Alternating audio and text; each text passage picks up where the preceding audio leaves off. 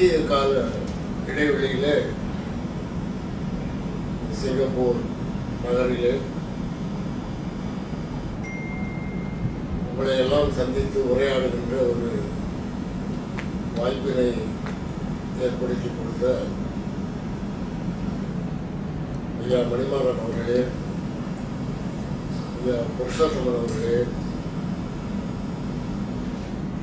இங்கே எனக்கு அருகில் அமர்ந்திருந்த அன்பழகனார் அவர்களே, இன்னும் மற்றவர்களை எல்லாம் வந்து பெயர் சொல்லி அழைக்கின்ற அளவுக்கு எனக்கு இப்பொழுதுதான் அறிமுகம் கிடைத்திருக்கிறது. குறிப்பாக 2 நாட்களாக என்னுடன் வந்த என்னுடைய நண்பர் சிங்காரவேல் அவர்களுக்கும் எனக்கும் நல்ல விருந்தோம்பலை அளித்த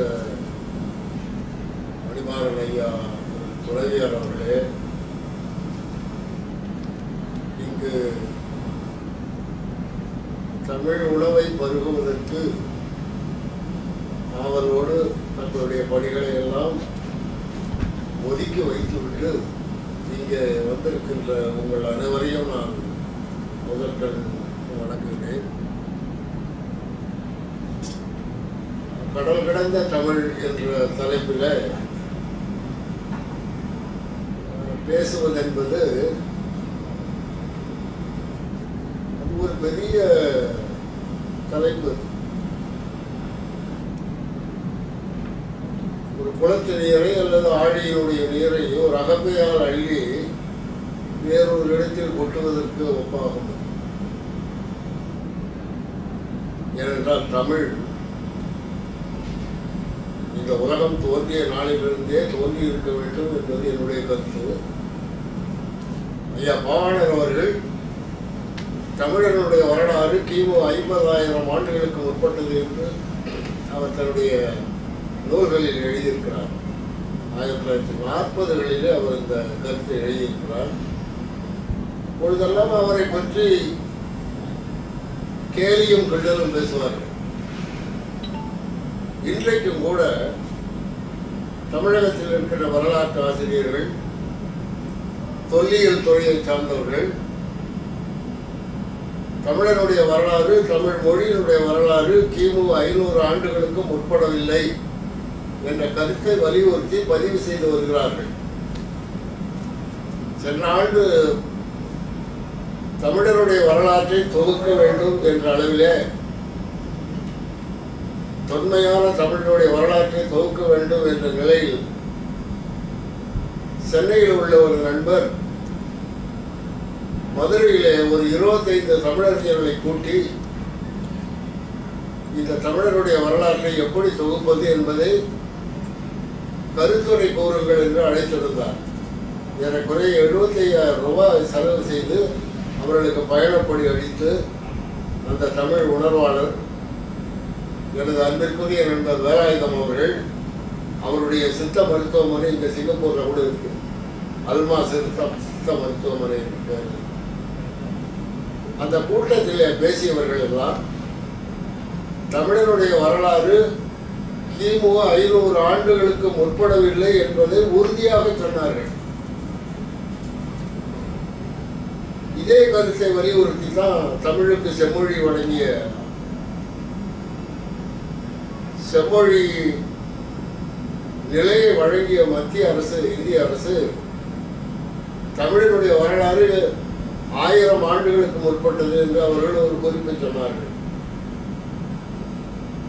இவையெல்லாம் தமிழருடைய, தமிழ் உணர்வாளர்களுடைய உள்ளங்களை சிதைக்கின்ற, காயப்படுத்துகின்ற அறிவிப்புகள். மதுரையில் நடந்த கூட்டத்திலே ஒரு முடிவும் அவர்களால் எடுக்கப்பட இயலவில்லை. தமிழனுடைய வரலாறு கிமு 50,000 ஆண்டுகளில் தொடங்குகிறது என்று பாவாணர் கூறிய அந்த கருத்தை ஒட்டி உங்களுக்கு சிறிய குறிப்பு. இந்த உலக வரலாறு, பேரண்டம், அண்டம், இவையெல்லாம் தோன்றியதை பற்றி இன்றைக்கு என்ன அறிவியல் கூறுகிறது என்று நாம் பார்க்கின்ற பொழுது ஏறக்குறைய 400 கோடி ஆண்டுகளுக்கு முன்பு இந்த உலகம் உருவானது என்று அறிவியல் சொல்லுகிறது. இந்த உலகம் உருவான போது அது ஒரே கண்டமாக இருந்தது. பின்னர் ஏற்பட்ட அந்த இயற்கையினுடைய மாறுபாடுகளால இடையிலே கடல் புகுந்து அதை 2 பெரும் கண்டங்களாக உருவாக்கி அதனுடைய வடபகுதியில் லாரேஷியா என்றும் தென்பகுதி கோண்டுவானா என்றும் அழைக்கப்பட்டது. இவையெல்லாம் அறிவியலார் சொல்லுகின்ற கருத்துக்கள்.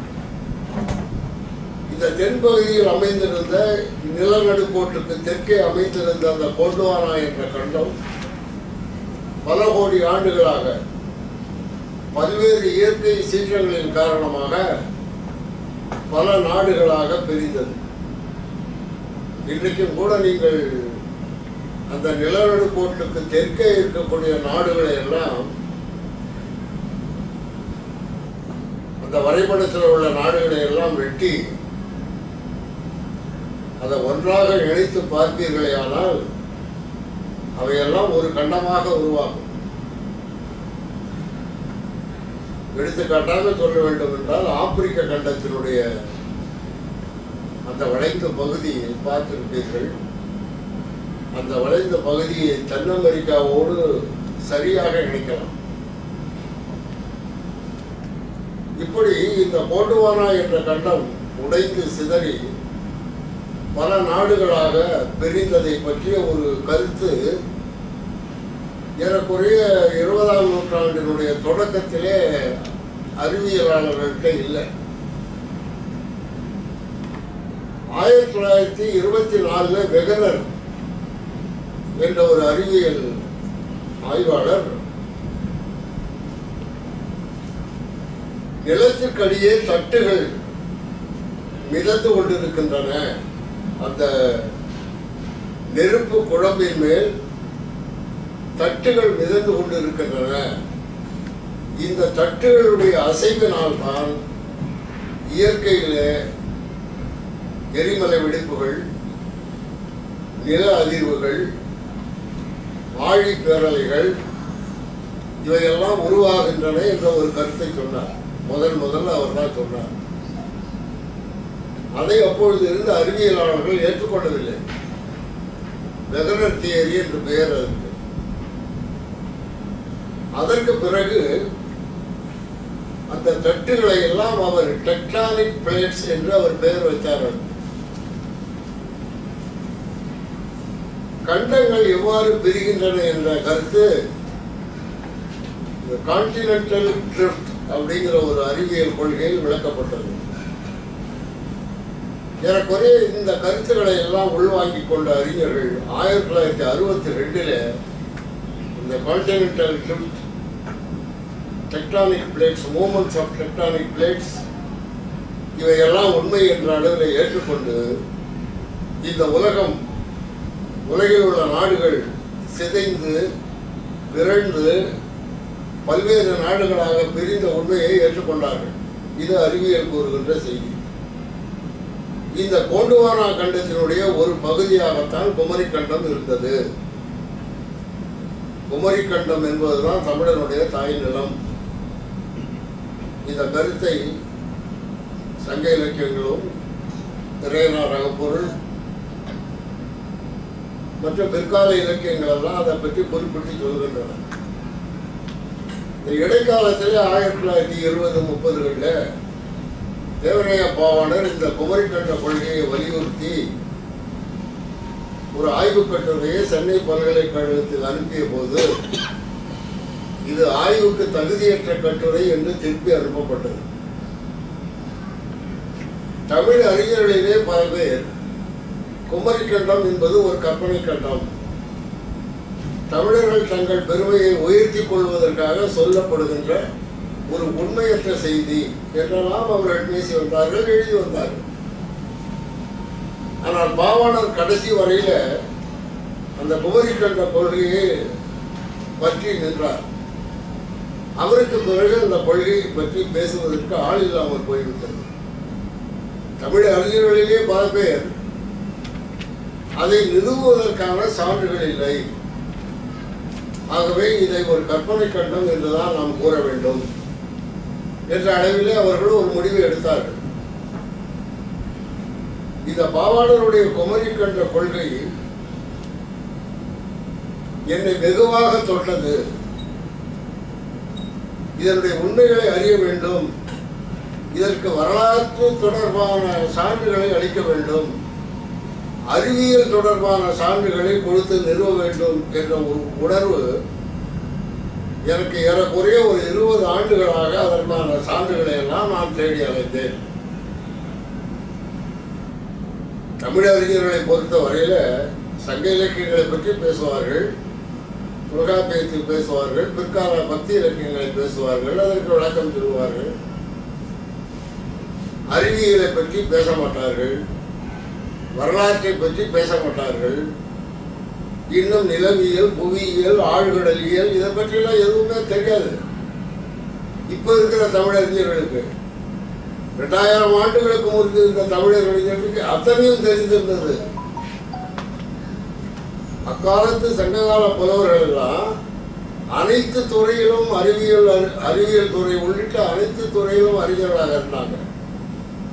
அவர்கள் எழுதி வைத்ததை சரியாக புரிந்து கொள்ளாமல் இடையில ஏற்பட்ட அரசியல் மாற்றங்களால தமிழருடைய நிலைமை மிக மிக தாழ்வான ஒரு நிலைக்கு வந்தது. கிட்டத்தட்ட 2000 ஆண்டுகளாக.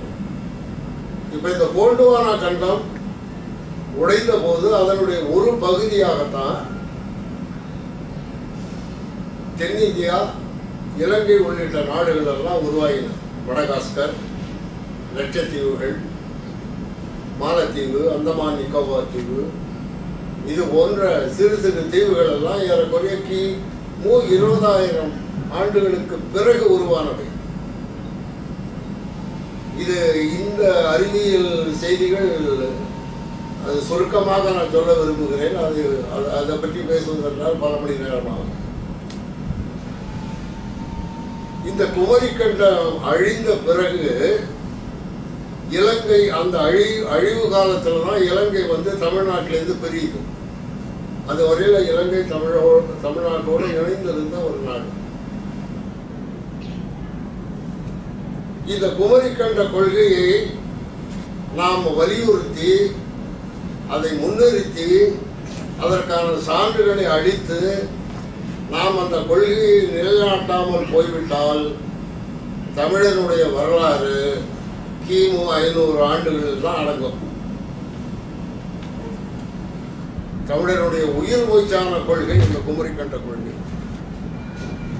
இதற்கு எங்கெல்லாம் நாம் சான்றுகளை தேட முடியுமோ அதை தேடி பார்க்கின்ற போது முதலில் கிடைப்பவை சமய இலக்கியங்கள்.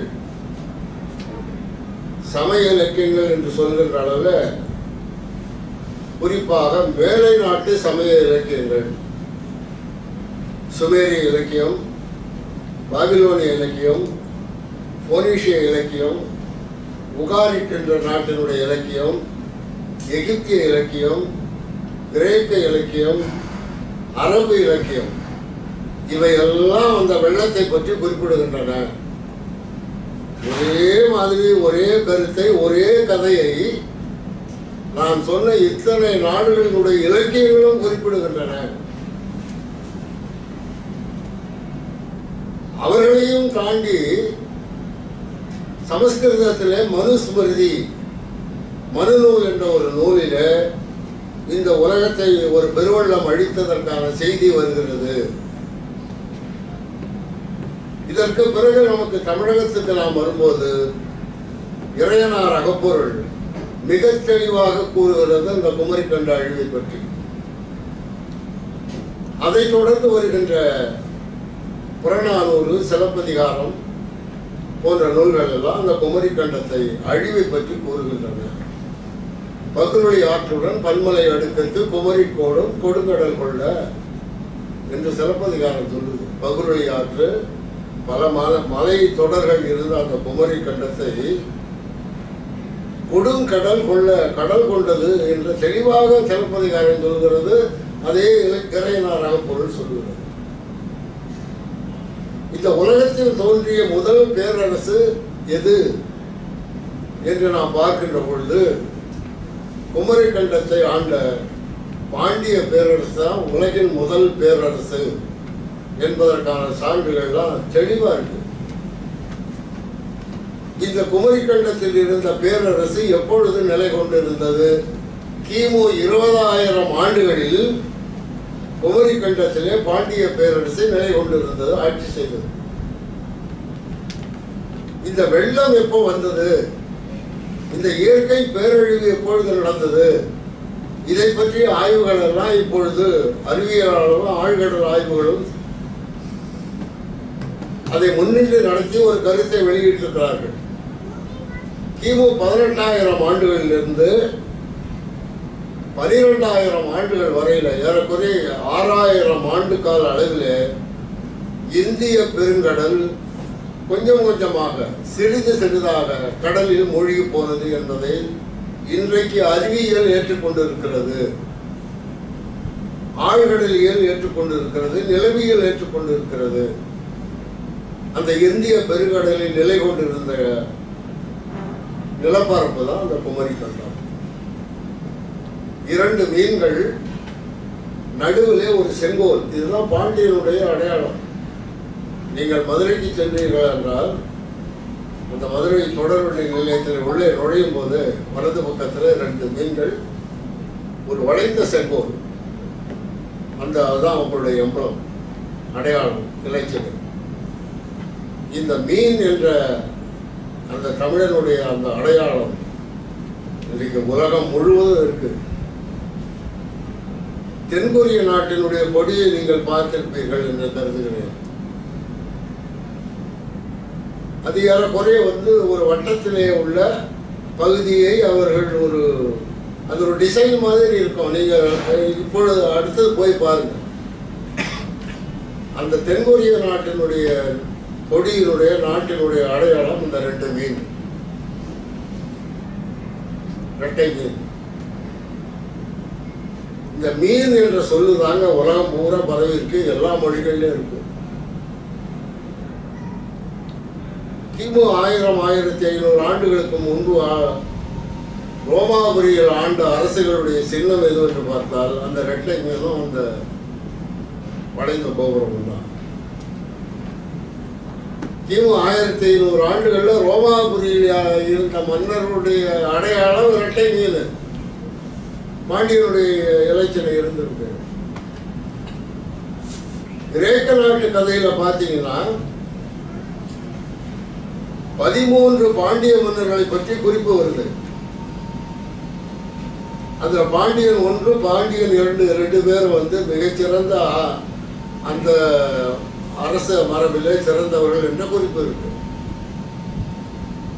இப்படி இந்த உலகம் முழுவதும் தமிழனுடைய அரசு, இவன் தமிழன் குடியேற போனான், வேலை செய்ய போனான், இங்க சாப்பாட்டுக்கு வழி இல்லாம போனான் என்று எழுதுவது, பிற்காலத்தில் வணிகத்திற்காக போனான் என்று எழுதுவது, இதெல்லாம் தவறான சிந்தனை. தமிழன் போய் எங்கெங்கெல்லாம் குடியேறினாலும் அங்கெல்லாம் ஆட்சி செய்திருக்கிறான். உலகம் முழுவதையும் ஆண்ட தமிழ் இனத்துக்கு ஒரு ஊரை ஆள்வதற்கு கூட இன்றைக்கு அதிகாரம் இல்லை. உலகம் முழுவதையும் ஆண்ட இந்த தமிழ் இனத்துக்கு ஒரு ஊரை ஆள்வதற்கு கூட இன்னைக்கு அதிகாரம் இல்லாமல் போய்விட்டது. இதெல்லாம் காலத்தினுடைய மிகப்பெரிய கோளாறு. இதெல்லாம் இந்த குமரிக்கண்டத்தில் இன்றைக்கு அறிவியல் நான் சொல்வதெல்லாம் கதை, தொன்மக்கதை, புராண கதைகள் ஒரு பக்கம் இருந்தாலும் அறிவியல் என்ன சொல்லுகிறது என்பதைத்தான் நான் பொதுவாக உங்களுக்கு சொல்ல விரும்புகிறேன். கிமு 35,000 ஆண்டிலிருந்து 25,000 ஆண்டு வரையில பனிக்காலம் இந்த உலகை சூழ்ந்திருந்ததாக அறிஞர்கள் சொல்றாங்க. ஐஸ் ஏஜ்னு சொல்லுவாங்க, கேள்விப்பட்டிருக்கோம். ஐஸ் ஏஜ், பனிக்காலம். இந்த பனிக்காலத்திலே வந்து கடல் எல்லாம் வந்து பனிக்கட்டியாக மாறி போனதுனால மக்கள் ஒரு இடத்திலிருந்து இன்னொரு இடத்திற்கு செல்வதற்கு நடந்தே செல்வதற்கு வாய்ப்பாக இருந்தது. இந்த பனிக்காலம் கிமு 25 ஓரளவுக்கு முடிவடைந்து அந்த பனி உருகல் காலம் கொஞ்சம் கொஞ்சம் தொடங்குது. இந்த பனி உருகல் காலத்திற்கு முன்பே குமரி கண்ட தமிழர்கள் உலகம் முழுவதும் போயிட்டாங்க. மெக்சிகோ வரையில போயிருக்காங்க, பெருவில் இருக்காங்க, கௌதமாலாவில் இருக்காங்க. அதே மாதிரி இங்க தெற்க கிழக்க கொரியா, ஜப்பான், இன்னும் இப்போது கூட மனிதர்கள் செல்வதற்கு அச்சப்படுகின்ற சாலமன் தீவுகள், ஈஸ்டர் தீவுகள், இங்கெல்லாம் தமிழர்கள் இருந்திருக்காங்க. சாலமன் தீவுங்கிறது கேள்விப்பட்டிருப்பீங்க, பசிபிக் கடல்ல இருக்கு. அதுக்கு இப்பொழுது கூட மக்கள் செல்வதற்கு அச்சப்படுகிறார்கள். அங்க வந்து பாறைகள்ல சிந்து வழி தமிழ் எழுத்துக்கள் பொறிக்கப்பட்டிருக்கு.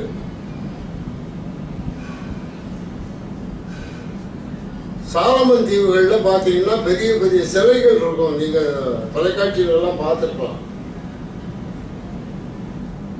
இன்னும் அந்த சிலைகளை காட்சிக்காக வைத்திருக்கிறார்கள். இங்கெல்லாம் தமிழர்கள் வாழ்ந்திருக்கிறார்கள்.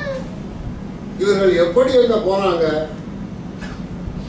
இந்த குமரி கண்ட அழிவிற்கு முன்பே போய்விட்டார்கள். இந்த குமரி கண்டம் அழிந்த போது கொஞ்சம் கொஞ்சமா அழியுது. ஒரே நேரத்தில் ஒரே இரவுல அழிஞ்சிட கொஞ்சம் கொஞ்சமாக மெல்ல மெல்ல வடக்கு நோக்கி புலம்பெயர்ந்த தமிழர்கள் கிமு 12,000 ஆண்டுகள்ல முற்றிலுமாக அந்த வெள்ள பெருக்கு அழிந்தது. அதாவது பனி ஊறுகள் காலம் நிறைவு பெற்றது. இந்த பனி ஊறுகள் காலத்துல கடல் நீர் மட்டம் 400 500 அடிகள் வரை உயர்ந்ததாக அறிவியலார் சொல்லுகிறார்கள். இந்த 400-500 அடிகளுக்கு இடைப்பட்ட இடங்கள்ல இருந்த எல்லா நிலப்பகுதிகளும் கடலில் மூழ்கின. அந்த 400 அடிக்கு மேலே இருந்த சில நிலப்பகுதிகள்லாம் அந்த வெள்ளத்திலிருந்து தப்பித்தன. அந்த நிலப்பகுதிகள் எதுன்னா இன்றைக்கு இருக்கிற மொரீஷியஸ், செஷல்ஸ் தீவுகள், மடகாஸ்கர், இங்க கார்சிகா, அமெரிக்கா கைவசம் இருக்கிற அந்த கார்சிகா தீவு, இலங்கை, அந்தமான் நிக்கோபார் தீவுகள், இதெல்லாம் ஒரு 10,000-12,000 ஆண்டுகளுக்கு முன்பு உருவானது. இதெல்லாம் அறிவியல் முறையில இன்றைக்கு அதை உறுதிப்படுத்திட்டாங்க. இப்போ இந்த பகுதிகள் எல்லாம் ஏறக்குறைய தமிழர்கள் இருந்த பகுதிகள், வாழ்ந்திருந்த பகுதிகள். இது 12,000 ஆண்டுகள்ல வந்து அந்த வெள்ளம், இயற்கை பேரழிவு, ஆழிப்பேரலை, இது போன்ற இயற்கை பேரிடர்கள்லாம் முடிந்து போன பிறகு தமிழர்கள் வாழ்விடம் தேடி அலைந்தார்கள். இவ்வளவு ஒரு பெரிய வெள்ளத்தை வந்து பேரழிவை தமிழர்கள் சந்தித்ததில்லை. ஆகவே அவர்கள் வடக்கு நோக்கி புலம்பெயர்ந்தார்கள். நிறையனார் அகப்பொருள் சொல்லுது, தன்னுடைய ஆட்சியின் கீழ் இருந்த மக்கள் வீடு இழந்து, நிலம் இழந்து, மக்களை இழந்து, உறவுகளை இழந்து தவித்த போது பாண்டிய மன்னன் நிலந்தர தெரிவில் பாண்டியன் என்பவன் தன் மக்களுக்காக இடங்களை தேடி கங்கை வரை சென்று அவர்களை குடியேற்றினான் என்று இறையனார் அகப்பொருள் சொல்லுது. அதனாலதான் அவனுக்கு நிலந்தரு திருவிற்பாண்டியன்னு பேர். தன் மக்களுக்கு நிலத்தை, இழந்து போன நிலத்தை எல்லாம் அவர்களுக்கு காட்டி இந்த இடங்களை குடியேற்ற செய்தான் என்ற பொருளில் அந்த நிலந்தரு திருவிற்பாண்டியன் என்பதை பற்றி இறைவனார் அகப்பொருள் சொல்லுது. சிந்து வெளியில தமிழர்கள் குடியேறாங்க. இதெல்லாம் வந்து ஒரு 1000 ஆண்டுகள் 5000 ஆண்டுகள் இடைவெளியில் நடக்குது. வெள்ளக்காலத்திற்கு பிறகு அழிந்து போன அந்த தமிழருடைய அனைத்து கூறுகளும் மீட்டெடுக்கப்பட்ட ஒரு இடம்தான் மதுரையும் ஆதிச்சநல்லூரும்.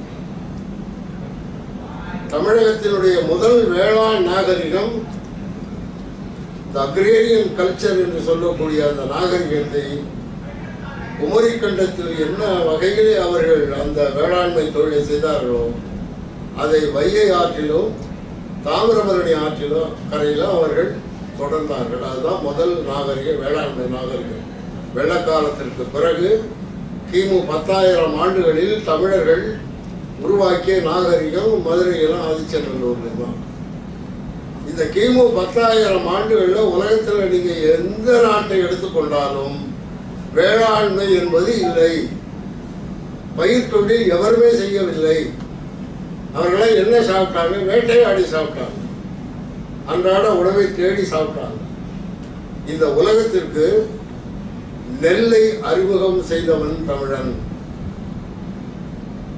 நெல் நம்முடைய பயிர். ஏறக்குறைய 1000க்கு மேற்பட்ட நெல் வகைகள் தமிழ்நாட்டில் இருந்தது. அதெல்லாம் அழிஞ்சு போச்சு. இன்றைக்கு ஒரு 200 வகையான நெற்பயிர்களை மன்னார்குடியில் இருந்த ஜெயராமன் என்பவர் மீட்டெடுத்து இன்னைக்கு வச்சிருக்காரு. இந்த வேளாண்மை நாகரிகம் தான் சிந்துவெளி நாகரிகத்துக்கு போகுது. சிந்துவெளியில் வாழ்ந்த தமிழர்கள் வட இந்தியாவிலே இந்த நாகரிகத்தை கொண்டு சென்றார்கள். இந்த நகரிய நாகரிகம், அர்பன் சிவிலைசேஷன் என்பதை உலகுக்கு அறிமுகப்படுத்தியவர்கள் தமிழர்கள். இன்னைக்கு கீழடியில 10 அடி தோண்டிட்டு அப்படியே மூடிட்டு போயிட்டாங்க. இந்த சிந்துவெளி நாகரிகத்துக்கு எப்போ மக்கள் போய் குடியேறி அந்த நாகரிகத்தை வளர்த்தாங்க என்ற கணக்கை ஆய்வாளர்கள் சொல்லும்போது 1950களில் பார்த்தீங்கன்னா சிந்துவெளி நாகரிகம் கிமு 2500 என்று வரலாற்றை நான் அப்படிதான் படித்தேன். சிந்துவெளி நாகரிகத்தை பற்றி எழுதிய தமிழ் வரலாற்று ஆசிரியர்கள் 2 பேர் கிமு 2500 அப்படின்னு சொன்னாங்க. இதுதான் இன்னைக்கு தமிழ்நாட்டு பாடநூலில் சிந்துவெளி நாகரிக காலம் கிமு 2500 அப்படின்னு எழுதி வச்சிருக்காங்க. நான் இதெல்லாம் மறுப்பு தெரிவித்து கல்வி அமைச்சருக்கெல்லாம் கடிதம் எழுதியிருக்கேன். தவறான செய்தியை மாணவர்களுக்கு சொல்லாதீங்க. 2000 பாம்பே, அந்த மும்பை பக்கத்தில் அந்த கட்ச் பாம்பே வளைகுடாவில் ONGC இந்த துரப்பண பணிகள் பண்ணும்போது ஒரு 6 அடி நீளத்திற்கு ஒரு துண்டு கண்டெடுத்தாங்க. அதை எடுத்து டெல்லியில் சென்று ஆய்வு செய்து பார்க்கின்ற போது அது உடைந்த கப்பலினுடைய ஒரு துண்டு என்று அது அறியப்பட்டது. அதனுடைய காலத்தை கிமு 7500ன்னு பதிவு பண்ணியிருக்காங்க. பதிவு பண்ணதோடு இல்லை, அப்போது மனிதவள மேம்பாட்டுத்துறையாக இருந்த முரளி மனோகர் ஜோஷி ஒரு செய்தியாளர் கூட்டத்திலேயே சொல்றார், சிந்துவெளி நாகரிகம் கிமு 7500க்கு முற்பட்டது. அதுல ஒரு நிருபர் கேட்கலாம், whether the Indus civilization belong to Aryan or Dravidian கேட்கலாம். இது ஆரிய நாகரிகமா திராவிட நாகரிகமான ஒரு நிருபர் கேட்கறதுக்கு அவன் என்ன சொல்றான், இட் இஸ் இந்தியன் சிவிலைசேஷன் சொல்லிட்டு போயிட்டான். அதுக்கப்புறம் பதிலே சொல்லல. அவருக்கு திராவிட நாகரிகம்னு சொல்ல மனசு இல்லை, ஆரிய நாகரிகம்னு சொல்றதுக்கு சான்றுகள் இல்லை. அப்படியே மழிப்பட்டு போயிட்டான். அதற்கு பிறகு 2002 பாகிஸ்தான் இஸ்லாமிய பல்கலைக்கழக பேராசிரியர்கள் கிட்டத்தட்ட 6 மாதம் மொஹஞ்சதாரோ அந்த சைட்டுக்கு மேற்கே ஒரு 30 கிலோமீட்டர்ல ஒரு அகழ்வாய்வு பண்ணி அந்த இடத்தை அவர்கள் அந்த பொருட்களை எல்லாம் ஆய்வு செய்து அந்த கார்பன் 14 சொல்லுவாங்க, கார்பன் 14 மெத்தட், அதுதான் அந்த ரசாயன ஆய்வு முறை. அதில் கொடுத்து பார்க்கும்போது அவர்கள் இந்த நாகரிகம், இந்த ஊர்ல நாகரிகம் கிமு 9500க்கு முற்பட்டது. பாருங்க எப்படி எப்படி கொஞ்சம் கொஞ்சமா மேல போயிட்டு இருக்கு. சிந்துவெளி நாகரிகம் கிமு 9000 ஆண்டுகளுக்கு இன்றைக்கு ஏறக்குறைய 11,500 12,000 ஆண்டுகள் முற்பட்டதுன்னு அறிவிச்சிட்டாங்க. அதெல்லாம் இந்தியன் எக்ஸ்பிரஸ் பேப்பர்லாம் வந்திருக்கு. இப்ப இவ்வளவு செய்திகளும் வந்த பிறகு இந்த போன ஜூன் மாதம் தமிழக அரசு வெளியிட்டது சிந்து வழி நாகரிகத்தினுடைய காலம் கிமு 2500 எழுதலாம். இதை மாணவர்களுக்கு திரும்ப திரும்ப சொல்லும் போது அவர்கள் என்ன தமிழனுடைய வரலாற்றை இவர்கள் மறைப்பதற்கான முயற்சிகள்ல தான் ஈடுபட்டு இருக்காங்க. அதாவது அமைச்சர்கள், முதலமைச்சர், பிரதம அமைச்சர் இவங்கெல்லாம் ஒரு கொள்கையில் இருந்தாலும் கூட இந்த அதிகாரிகள் என்ற இடத்துல இருக்கக்கூடிய பலர் இப்படிப்பட்ட தமிழை மறுப்பதற்கான பணிகளை அது நேரு காலத்திலிருந்து பண்ணிட்டு இருக்காங்க. இது ஒரு நிலை. சிந்து வெளியில் குடியேறிய அந்த தமிழர்களுக்கு அங்க ஒரு பெரிய சிக்கல் வந்தது. அது என்ன சிக்கல் என்றால், அந்த 5 நதிகளிலும் அடிக்கடி வெள்ளப்பெருக்கு வந்தது. எந்த வெள்ளத்திற்கு தப்பித்து சிந்து வெளியில போய் குடியேறாங்களோ அந்த அதே நிலைமை சிந்து வெளியில அவர்களுக்கு ஏற்பட்டது. சிந்து வெளியில வெள்ளப்பெருக்கு வந்தது என்பதை பார்க்கின்ற பொழுது இந்த அகழ்வாய்வு பண்றாங்களோ மொஹஞ்சதாரோ, ஹரப்பா, இந்த பகுதியில் அகழ்வாய்வு பண்ணும்போது 6-7 அடுக்குகள்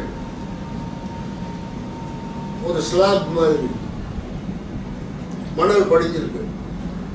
6-7 அடுக்கு படிஞ்சிருக்கு. அப்ப அந்த 6-7 முறையும் வெள்ளம் ஏற்பட்டிருக்கு அந்த சிந்து நதியில. இதை தொடர்ந்து இந்த இடமும் நாம் வாழ்வதற்கு தகுதியற்ற இடம் என்ற அளவிலே சிந்து வெளி தமிழர்கள் மேற்கே புலம்பெயர்கிறார்கள். மேற்கே போறாங்க, மேலை நாடுகளுக்கு போறாங்க. ஆப்கானிஸ்தான், ஈரான், இது வழியா ஈராக்குங்க போறாங்க. அங்க போய் குடியேறாங்க. அதுவும் மேடான இடமா பார்த்து, எதிர்காலத்தில் இது மாதிரி வெள்ளப்பெருக்கு வராத இடமா பார்த்து குடியேறாங்க. இந்த நிகழ்வு கிமு 11,000 ஆண்டுகள்ல நடந்திருக்கும் என்பதற்கான சான்றுகள் இப்ப கிடைக்குது. இந்த வெள்ளம் வந்தாலும் பரவாயில்ல, நம்ம வீட்டை விட்டு நான் வெளியில போகணும்னு இங்கே குடியிருந்தவங்களும் இருந்திருக்காங்க. சிந்து வெளியில உயிருக்கு அச்சப்பட்டவர்கள் வெளியேறியிருக்காங்க. இதெல்லாம் பைபிள் சொல்லுது. The people came from the east and settled at the shores of Tigris. மக்கள் கிழக்கு திசையிலிருந்து குடியேறி இந்த தைகிரிஸ் ஆற்றங்கரையில் தங்கினார்கள் அப்படின்னு பைபிள் சொல்லுது. அதுல இன்னொரு செய்தி அதுக்கு அடுத்தது வருது. The people spoke the same language and the same language's words. அந்த மக்கள் ஒரு மொழியை பேசினார்கள், அந்த ஒரு மொழியினுடைய சொற்களையே அவர்கள் பயன்படுத்தினார்கள். இது தெளிவா இருக்குங்க பைபிள்ல 11வது அதிகாரம் ஜெனசிஸ் ஆதியாகமத்துல வருது. இப்ப கிழக்கே இருந்து வந்த மக்கள் யாருன்னா, இதுவரையில எந்த ஆய்வாளர்களாலையும் சொல்ல தெரியல. அது சில பேர் முந்திக்கிட்டு, சில பேர் அவங்கெல்லாம் யூதர்கள், அவங்க தான் கிழக்கேன்னு வந்தாங்கிறான். சரி, அவங்க என்ன மொழியை பேசுனாங்க? அவங்க எபிரேய மொழி தான் பேசுனாங்க. இப்படி இந்த ஆய்வுகளை பண்ணின முழுக்க எல்லாம் ஐரோப்பியர்கள், எல்லாம் வெள்ளக்காரங்க. இன்றைய வரையில, நேற்றைய செய்திகள் வரையில தமிழ்நாட்டில் நடக்கிற செய்திகளை வேறு மாதிரியாக சொல்லக்கூடிய ஒரு பொய் புலமை உடையவர்கள் இந்த வெள்ளக்காரன். அவனுக்கு காரணம் அவன் வெள்ளையா இருக்கான், அவன் கருப்பா இருக்கான். இயேசுநாதரும் முகமது நபியும் நம்மள மாதிரி என்ன மாதிரி கருப்பா தான் இருந்தாங்க. அந்த வீட்டிஷ் கலர்னு சொல்லுவோமா, மாநிறம், அப்படித்தான் இருந்தாங்க. இன்னைக்கு இயேசுநாதர் படத்தை பாருங்க, அந்த அம்மா மரியன்னை படத்தை பாருங்க, எல்லாம் வெள்ளக்காரன் போன மாதிரி இருக்கும். அவர் இயேசுநாதரை பார்த்தா அவர் ஜெர்மன்காரர் மாதிரி இருப்பார். எவ்வளவு பெரிய வரலாற்று மோசடி பாருங்க இதெல்லாம். இந்த ஐரோப்பியர்கள் செய்த வரலாற்று மோசடியை சொன்னோம்னா அதுக்கு 10 நாள் ஆகும். நான் ஐயாட்ட கூட நான் ஒரு சில செய்திகள் எல்லாம் சொன்னேன். இப்படி அங்க குடியேறியவர்களுக்கு பிறகு அங்க இவங்க அந்த கிழக்கத்திய மக்கள் அங்க குடியேறின பிறகுதான் மெசபடோமியாவில் வேளாண்மை தொழில் அறிமுகமாயிற்று. The people migrated from the Oriental region.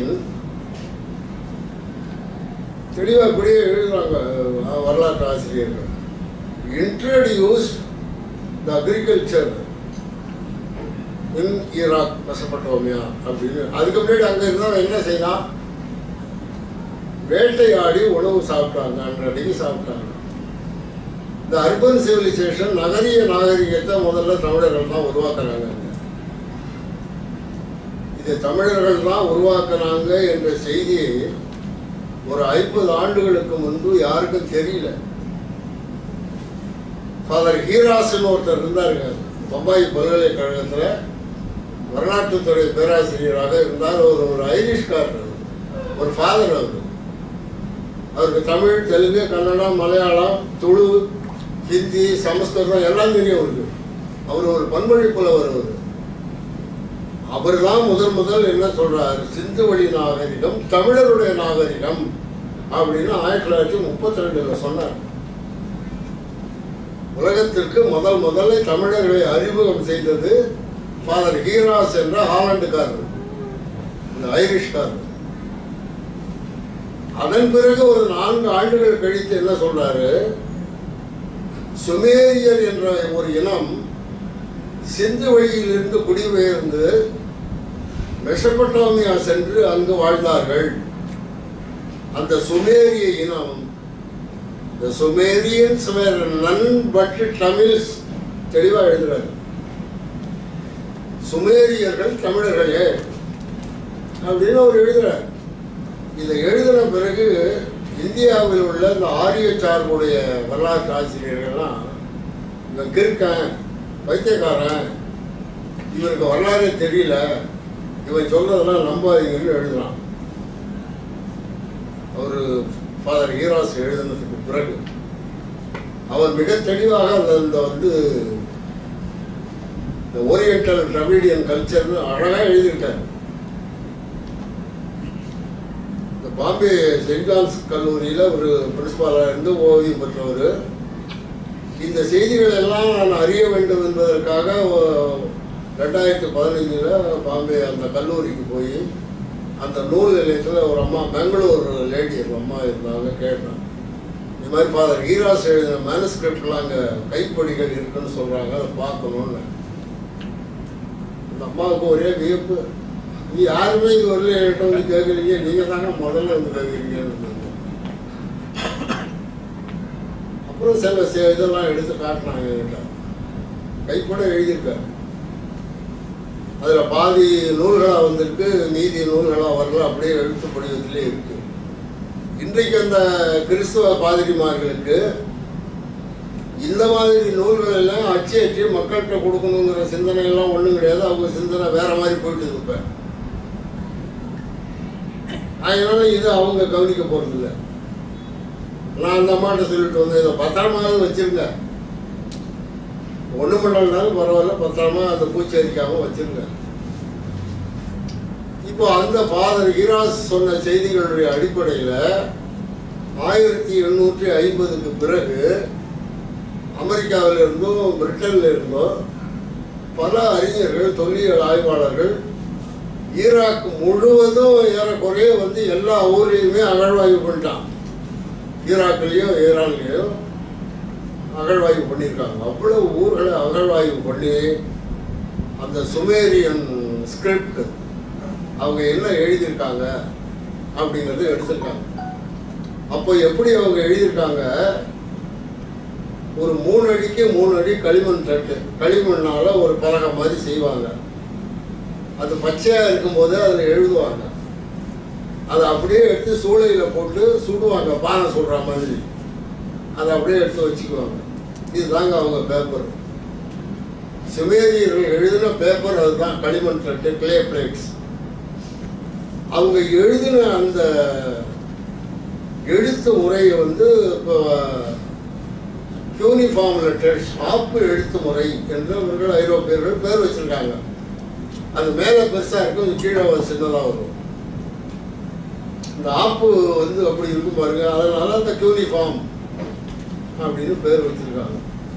இப்போ இதை ஆய்வு செய்து நூற்றுக்கணக்கான நூல்கள் அந்த ஸ்கிரிப்ட்ல என்ன இருக்கு அப்படின்னு எழுதியிருக்காங்க. வெள்ளக்காரவங்க தான் எழுதினவங்க, தமிழர்கள் அந்த பேர் கூட ரொம்ப பேருக்கு தெரியாது.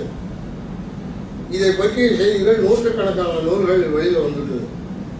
அந்த இலக்கியங்களை எல்லாம் ஆழ்ந்து படித்து பார்த்தோம்னா தமிழன் தான் எழுதியிருக்கான், தமிழ்நாட்டை பற்றி தான் எழுதியிருக்கான், தமிழ் மொழியை பற்றி எழுதியிருக்கான், தமிழனுடைய கலாச்சாரத்தை பற்றி எழுதியிருக்கான், தமிழனுடைய நகரிய நாகரிகத்தை பற்றி எழுதியிருக்கான், வேளாண்மையை பற்றி எழுதியிருக்கிறான். அதாவது அது கிராமர் நோவா அப்படின்னு ஒரு அமெரிக்க ஆய்வாளர் கிட்டத்தட்ட ஒரு 40 ஆண்டுகள் இந்த ஆய்வை சுமேரியன் லெட்டர்ஸை ஆய்வு பண்ணுவார். ஆய்வு பண்ணி ஒரு பெரிய அளவில் அவர் அதை எழுதி வச்சிருக்காரு, ஆங்கிலத்தில் மொழிபெயர்த்து வச்சிருக்காரு. இந்த ஆங்கில மொழிபெயர்ப்பை நம்ம ஊர் ஆளுவோ எவனும் இதுவரையும் பார்க்கவும் இல்லை, படிக்கவும் இல்லை. இதை படித்து பார்க்கின்ற பொழுது நம்முடைய மயிர்கால்கள்லாம் சிலுக்குது. அவ்வளவு செய்தி இந்த சுமேரிய இலக்கியங்கள்ல தமிழை பற்றி சொல்லியிருக்காங்க. தமிழ்ங்கிற சொல்லி அதுல இருக்குங்க. அதுக்கு என்ன அவன் விளக்கம் சொல்றான், தமிழ்ங்கிற சொல்லுக்கு a divine word, a divine wordன்னு எழுதுறான். அம்மா, அப்பா இதெல்லாம் தமிழ் சொற்களா இருக்கு. சேய்ங்கிற வேர்டு வருது. இந்த வெள்ளத்தில் இருந்து கடவுள் வந்து ஒரு மனிதனை காப்பாத்துறாரு, ஒரு மன்னனை காப்பாத்துறாரு, அந்த சுமேரிய மன்னன். அந்த சுமேரிய மன்னனுக்கு பேரு சேய், SEI, சேய். அந்த கிரீக்கில் வந்து XEIன்னு போடுறான், இங்கிலீஷில் சேய்ன்னு போடுறான். சேய்ங்கிறது எவ்வளோ ஒரு அழகான தமிழ் சொல். இந்த சொல்லு வந்து சங்க இலக்கியங்களில் புறநானூற்றில் நன்னன் சேய் நன்னன் அப்படின்னு ஒருத்தன் வரான். இதே பேர் வந்து செந்தொழிலையும் வருது. இப்படி முதல்ல வந்து first migration around 10,000 BC from Indus valley. இது நல்லா தெளிவாக தெரியுது. தமிழருடைய முதல் குடியேற்றம். 2வது குடியேற்றம் இவர்கள் கிமு 6000 ஆண்டுகளில் போயிருக்காங்க. 4500 இவர்களுடைய அரசு அங்கே நடக்குது. அந்த சுமேரியர்கள் உருவாக்கிய அந்த நாட்டினுடைய தலைநகரத்து பேர் என்ன தெரியுங்களா? ஊர். இந்த ஊர் என்ற சொல்ல ஆய்வு பண்ண மேலை நாட்டு ஆய்வாளர்கள் the etymology and meaning and origin of the word ஊர் is not known. இந்த ஊர் என்ற சொல்லி எந்த மொழி சொல் என்று தெரியவில்லை. இந்த ஊர் என்ற சொல்லுக்கு என்ன பொருள் என்று தெரியவில்லை. இது எந்த மொழியிலிருந்து எடுக்கப்பட்டது என்றும் தெரியவில்லை. ஏன்னா அவனுக்கு தமிழை பற்றி ஒன்றும் தெரியாத அவன் எழுதி வச்சிருக்கான். இல்லை இது சமஸ்கிருத சொல்லுன்னு எழுதாம தெரியலன்னு எழுதினாங்க, அதே பெரிய விஷயம். இப்போ ஊர் என்பது நம்ம இன்றைக்கு நம்ம பழக்கத்தில் இருக்கிற ஒரு சொல். ஆனால் அதனுடைய நகரிய நாகரிகமாக அந்த ஊர் இருந்ததுனால, அர்பன் சிவிலைசேஷனாக அது இருந்ததுனால, கிரேக்கர்கள் என்ன பண்ணுறான், இந்த ஊருங்கிற சொல்ல வந்து நாகரிகத்தின் அடையாளமாக அவன் நினைக்கிறான் கிரேக்கர்கள். அதனால தான் அவன் டவுனு சிட்டிக்கு என்ன பண்ணுறான், ஊர் பண்ணுன்னே பேர் வைக்கிறான் அவன். இந்த ஊர் பண்ணுங்கிறத நம்ம அர்பன்னு சொல்லிட்டு இருக்கோம். அது அப்படி சொல்லக்கூடாது.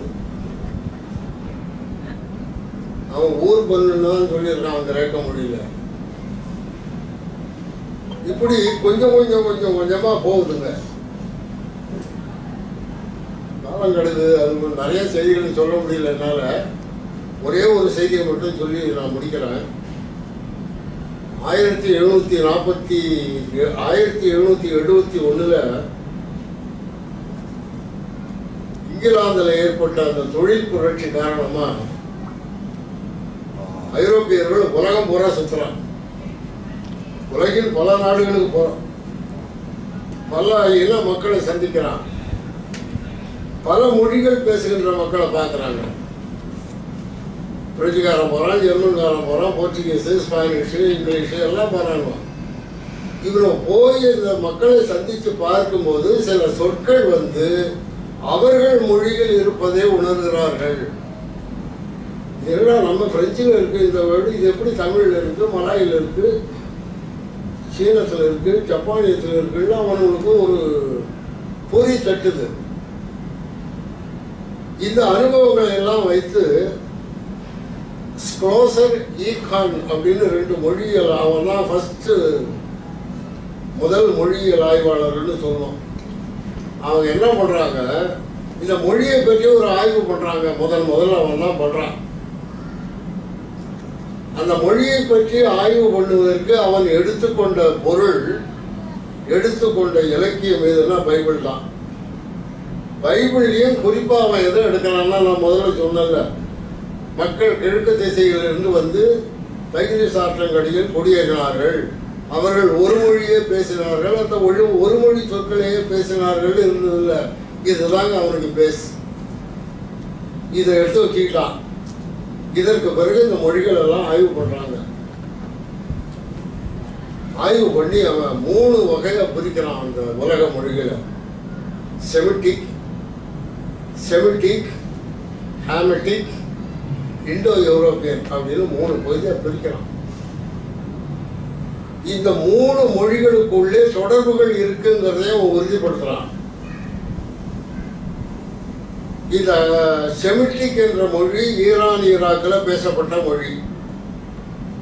ஹேமட்டிக் என்பது கனானைட், எத்தியோப்பியா, அரப் இந்த நாடுகளில் பேசப்பட்ட மொழி. ஈஜிப்ட் இந்த நாடுகளில் பேசப்பட்ட ஹேமட்டிக். இண்டோ யூரோப்பியன் என்பது around Caspian C, Greek, Cyprus இந்த மாதிரி அந்த பிளாக் சீயை சுற்றி இருக்கிற நாடுகளில் பேசப்பட்டது இண்டோ யூரோப்பியன். 3 கேட்டகரியை பிரிக்கிறாங்க. இதில் ஏறக்குறைய 18 மொழிகள் வருது. இந்த 3 கேட்டகரியில 18 மொழிகள் வருது. இந்த மொழிகளை எல்லாம் ஆய்வு செய்த பிறகு இறுதியில் அவர் முடிவுரையில் என்ன எழுதுறான், இந்த மொழிகளுக்கெல்லாம், இந்த 3 ஃபேமிலி லாங்குவேஜஸுக்கும் இந்த 18 மொழிகளுக்கும் சேர்த்து ஒரு மூல மொழி இருந்திருக்கு. ஒரு புரோட்டோ லாங்குவேஜுங்கிறாங்க. ஒரு மூல மொழி இருந்திருக்கு. அந்த மொழி எது தெரியவில்லை அப்படின்னு அவன் டிக்ளேர் பண்ணியிருக்கான். அந்த மூல மொழி எது தெரியவில்லை. அந்த 18 லாங்குவேஜ் பட்டியல் கொடுத்துருக்கான். என்னென்ன ஹீப்ரு, ஃபொனீஷியன், கனனைட், அரபு, உகாரி, எத்தியோப்பியன், கிரீக்கு, ஈஜிப்சியன் எல்லாம் ஒரு பட்டியல் கொடுக்குறான். இந்த பட்டியலுக்கெல்லாம் மூத்த மொழி, முதல் மொழின்னு ஒன்று இருந்திருக்கு. அந்த முதல் மொழி எதுன்னு தெரியல அப்படின்னு அவர்கள் அந்த ஆய்வில் அவங்க இறுதியில் சொல்லியிருக்காங்க.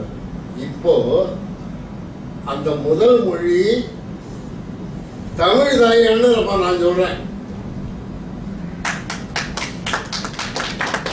இதை நான் சும்மா சொல்லல, அந்த 18 மொழிகளையும் ஆய்வு பண்ணி நான் சொல்றேன். அந்த 18 மொழியிலும் தமிழினுடைய தாக்கம் இருக்கு. ஹீப்ரு, அரமைக் இதெல்லாம் இந்த பழைய காலத்து மொழிகள் ஒன்று தமிழ் மலையாளம் மாதிரி இதெல்லாம். இந்த 18 மொழிகளும் ஒன்றுக்கொண்டு லிங்குவிஸ்டிக்கலி கனெக்டட். கொஞ்சம் வித்தியாசமாக இருக்கும். இப்போ வட இந்தியாவில் ஹிந்தி பேசுகிறாங்கன்னா பீகாரில் ஒரு மாதிரி இருக்கும், குஜராத்தில் ஒரு மாதிரி இருக்கும், ஹரியானாவில் அப்படி கொஞ்சம் வேறுபாடு உள்ள மொழிகள். இப்போ இந்த புரோட்டோ லாங்குவேஜ் என்பது தமிழ் தான் என்பதை என்னுடைய ஆய்வுகள் மூலம் நான் நிறுவி இருக்கிறேன். இந்த ஆய்வில் ஏறக்குறைய 18 மொழிகளை நான் எடுத்திருக்கேன். அதில் குறிப்பாக இந்த மொழிகள் எல்லாம் ப்ரீ ஹிஸ்டாரிக் லாங்குவேஜஸ், வரலாற்று காலத்திற்கு முற்பட்டவை. என்னுடைய ஆய்வுகள் வந்து கிமு 2000க்கு முற்பட்டது தான். நான் தொல்காப்பியம், சங்க இலக்கியங்கள், பிற்கால இலக்கியங்களுக்கெல்லாம் நான் வர்றதில்லை. அது என்னுடைய ஆய்வினுடைய நோக்கம் இல்லை. என்னுடைய ஆய்வினுடைய நோக்கம் தமிழ் தான் உலகின் முதல் மொழி, தமிழர் தான் உலகின் முதல் இனம். இதை சொன்னா சிரிப்பாங்க, நம்மளோட சிரிப்பான். அப்படி யாயா பேசுறதுக்குன்னு ஒரு விவசாய கிடையாதா? இதை இப்படி இல்லாம பொய்ய சொல்றதுன்னு நம்மளோட சொல்றான். தேவரைய பாவாணர் என்ன சொல்றாரு, தமிழ் தான் உலகின் முதல் மொழிங்கிறதுக்கு ஒரு 18 காரணங்கள் அடுக்குவார். இந்தந்த காரணங்களால தமிழ் உலகத்தின் முதல் மொழி என்று அவர் சொல்லுவார். நான் அந்த 18 நீ விட்டுட்டேன். ஒரே ஒரு காரணத்தை மட்டும் நான் எடுத்து முன்வைத்திருக்கிறேன். அது என்ன காரணம் என்று சொன்னால், இன்று மக்களால் பேசப்படுகின்ற மொழிகள், மறைக்கப்பட்ட மொழிகள், வரலாற்று காலத்துக்கு முற்பட்ட மொழிகள், எல்லா மொழிகளையும் எடுத்துக்கங்க. ஒரு மொழியில் உள்ள சொல்லினுடைய வேர், ரூட், அந்த மொழியிலே இருந்ததுன்னா அதுதாங்க உலகத்தின் முதல் மொழி. நல்லா புரியுங்க. ஒரு மொழியினுடைய சொல் இருக்கு, அந்த சொல்லுக்கான வேர் சொல்லு அந்த மொழியிலே இருந்ததுன்னா அதுதாங்க உலகத்தின் முதல் மொழி. இந்த தகுதி தமிழை தவிர உலகத்தில் எந்த மொழிக்கும் கிடையாது. இதை வைத்துத்தான் நான் வந்து என்னுடைய இலக்கு, பாவாணர் கூட சொன்னாரு, தமிழ் திராவிட மொழிகளுக்கு தாயாகவும் இந்திய மொழிகளுக்கு மூலமாகவும் இருக்கிறதுன்னு சொன்னார். என்னுடைய ஆய்வு முடிவுகள் நான் என்ன சொல்றேன், தமிழ் இந்திய மொழிகளுக்கு தாயாகவும் உலக மொழிகளுக்கு மூலமாகவும் இருக்கிறது. எஸ்கிமோக்கள் பேசுற மொழியில தமிழ் இருக்குங்க. கௌதமாலா, மெக்சிகோ, பெரு, வெனிசுலா, எங்க போனாலும் நீங்க தமிழனுடைய தாக்கத்தை பார்க்கலாம். அதே மாதிரி கொரியா, ஜப்பான், இந்தோனேஷியா, பிலிப்பைன்ஸ், இங்க மலாய், சிங்கப்பூர், எந்த நாடுகளிலையும் நீங்க வந்து தமிழினுடைய தாக்கம் இல்லாத அளவை பார்க்கவே முடியாது. மலாய் என்பது மலை தான், மலைநாடு தான். அது அதான் மலாய்னு சொல்றாங்க. சிங்கப்பூருங்கிறது கூட ஏறக்குறைய வந்து தமிழ் மூலத்தில் உள்ள சொல்லுதான். இந்த பூர், பொறி இதெல்லாம் வந்து பிற்கால சொற்கள். பூர் அப்படின்னா அதுக்கு ஒரு விளக்கம் சொல்றாங்க. அது எந்த அளவுக்கு உண்மைங்கிறது எனக்கு புரியல. பூர் என்பது ஒரு நகரத்தை சுற்றி மதில்கள் சூழ்ந்த ஊருக்கு பூர் பேரு. நாக்பூர், ஷோலாப்பூர் இப்படி சொல்றாங்க. அது மாதிரி புரி என்பது கோட்டை கொத்தளங்களுடன் அரசர்கள் குடியிருந்த பகுதிக்கு புரின்னு பேரு அப்படின்னு ஒரு விளக்கம் சொல்றாங்க. அந்த பூர், புரி இதெல்லாம் ஊருங்கிற சொல்லுடைய தெரிவு தான். இதில் போனீங்கன்னா லங்காஷயரு, இந்தபஷயரு, இங்கிலாந்துல இந்த ஷயர்னு வரும். அந்த ஷயர்லாம் ஒன்றும் இல்லைங்க, அது சேரி தாங்க. அது சேரியெல்லாம் அவன் ஷயர்னு சொல்றான். இன்னும் ஆயிரக்கணக்கான சொற்களை வந்து நாம எடுத்து அதை வந்து விளக்கம் காட்ட முடியும். காலையில கூட என்னுடைய நண்பர் கேட்டாரு, வானியல், கணக்கியல், அறிவியல் இதெல்லாம் ரிக்குவேதத்திலிருந்து எடுத்திருக்காங்க. தமிழன் என்ன கண்டுபிடிச்சான்? ஒன்றும் தமிழர்கள் கண்டுபிடிச்ச மாதிரி ஒன்றுமே இல்லையே. இந்த மாதிரி இது இந்த நாகசாமின்னு ஒருத்தன் இருக்கான், அவன் தான் இந்த மாதிரிலாம் பேசிக்கிட்டு இருக்கான். 1891 மோனியர் வில்லியம்ஸ்னு ஒரு மிகப்பெரிய சமஸ்கிருத ஆய்வாளர். அவன் நிறைய நூல்கள் எழுதியிருக்கான். 3 லட்சம் சொற்கள் அடங்கிய இங்கிலீஷ் சான்ஸ்கிரிட் டிக்ஷனரின்னு ஒன்று போட்டிருக்காங்க. நல்லா கோனார் நோட்ஸ் மாதிரி அவ்வளோ பெருசு இருக்கும்.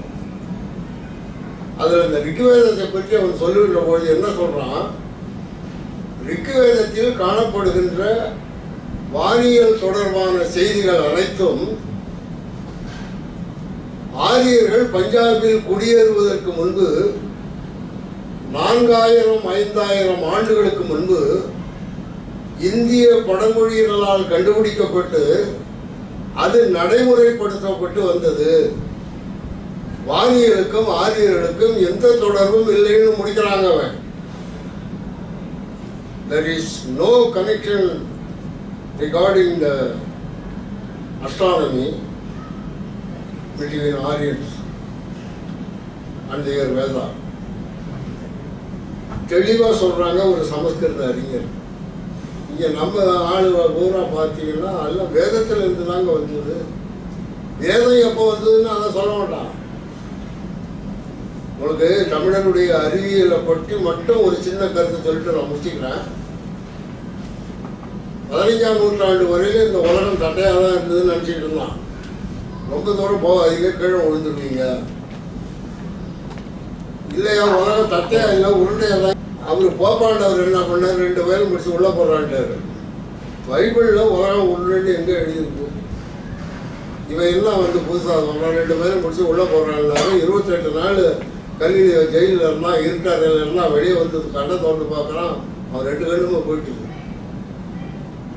இன்னும் அதுக்கப்புறம் 20 ஆண்டுகள் கண்ணு இல்லாமல் பார்வை இல்லாமல் இருந்து செத்தான். இன்னும் ஒரு 20 ஆண்டுகள் அவனுக்கு அந்த பார்வை இருந்ததுன்னா இன்னும் ஏதாவது கண்டுபிடிச்சிருப்பான்.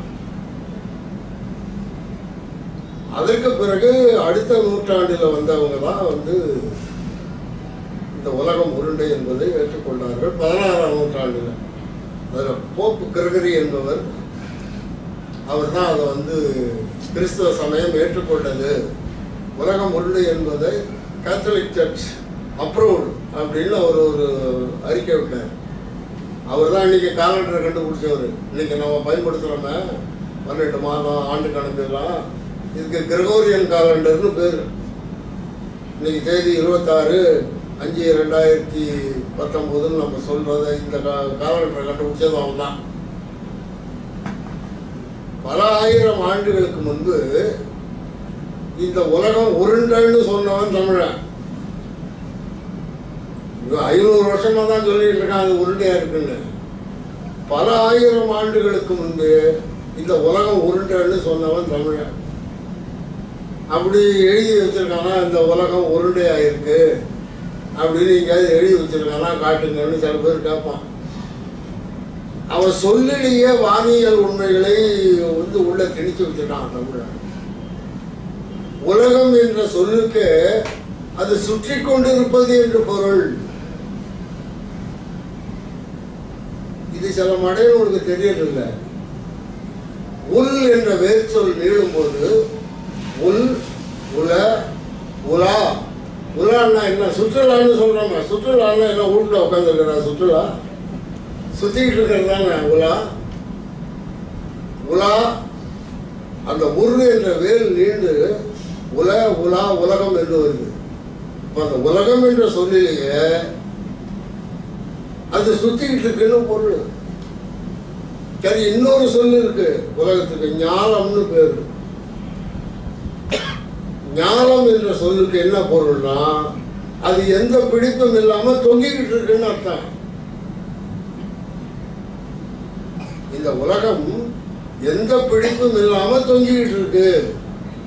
இதெல்லாம் எவ்வளவு பெரிய அறிவியல் உண்மை. இதெல்லாம் 4000-5000 வருஷத்துக்கு முன்னாடி தமிழை சொல்லியிருக்கான். இந்த ஞானம் என்பது நாளம்னு கூட சொல்லுவாங்க. நானுகிட்டான்னு சொல்றாங்களே, கேள்விப்பட்டிருக்கீங்களா? நானுகிட்டான்னு சொல்லுவாங்க. இது பேச்சு வழக்கு. அதை ஞான்று கொண்டான் என்றுதான் நீங்க தமிழ்ல சொல்லணும். அவன் தொங்குறான். அந்த தொங்குறதுக்கு தான் அந்த ஞான்றுதல்னு பேரு இப்போ தமிழ்ல. அதுதான் ஞானம். இப்படி வந்து உலகம் உருண்டை, அது சுத்திக்கிட்டு இருக்கு, அது எந்த பிடிப்பும் இல்லாம தொங்கிக்கிட்டு இருக்குன்னு சொன்னவன் தமிழன். இதை எடுத்து யாராவது வெளியில சொன்னானா? இல்லை. கோள்களுக்கு ஒளி இல்லை, சூரியனுக்கு தான் ஒளி. சூரியனுடைய கதிர்களை பெற்று அது மறு ஒளிபரப்பு செய்து ரெஃப்ளெக்ட் பண்ணுதுன்னு சொன்னவன் தமிழன். அதனாலதான் அதுக்கு கோள்னு பேர் வச்சான். கோள் என்பது சூரியனிடமிருந்து ஒளியை கொள்ளுதல், கொள்ளுகின்ற பொருளுக்கு கோள்னு பேர். இதைதான் இன்னைக்கு நம்ம கிராமத்துல பார்த்தீங்கன்னா கூட்டமாக ஒரு செய்தியை சொல்றதோ அதை வாங்கிட்டு அந்த அம்மா இன்னொரு வீட்டுக்கு போய் சொல்லும். அதெல்லாம் கோழி சொல்றதுன்னு சொல்லுவாங்க. அது கோழி சொல்றதுங்கிறது தன்னுகிட்ட ஒருத்தர்கிட்டேருந்து ஒன்றை வாங்கி அதை இன்னொருத்தர்கிட்ட கொண்டு போய் கொடுக்கறது தான் கோழி சொல்றது. இந்த கோளும் அதுதான் பண்ணுது. அந்த கோள்கள் என்ன பண்ணுது, சூரியன்கிட்டேருந்து வாங்கி நம்ம பூமிக்கு கொடுக்குது. எவ்வளவு பெரிய அறிவியல் செய்திகள் பாருங்க.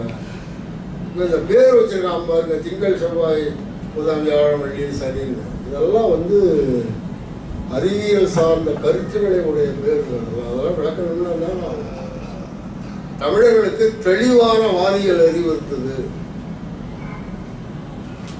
நீங்க இன்னைக்கு உலகம் ஒரு ஆண்டுக்கு 365 நாள் என்று கண்டுபிடிக்கிறதுக்கு ஐரோப்பியர்களுக்கு பல ஆயிரம் பல நூறு ஆண்டுகள் வந்தது.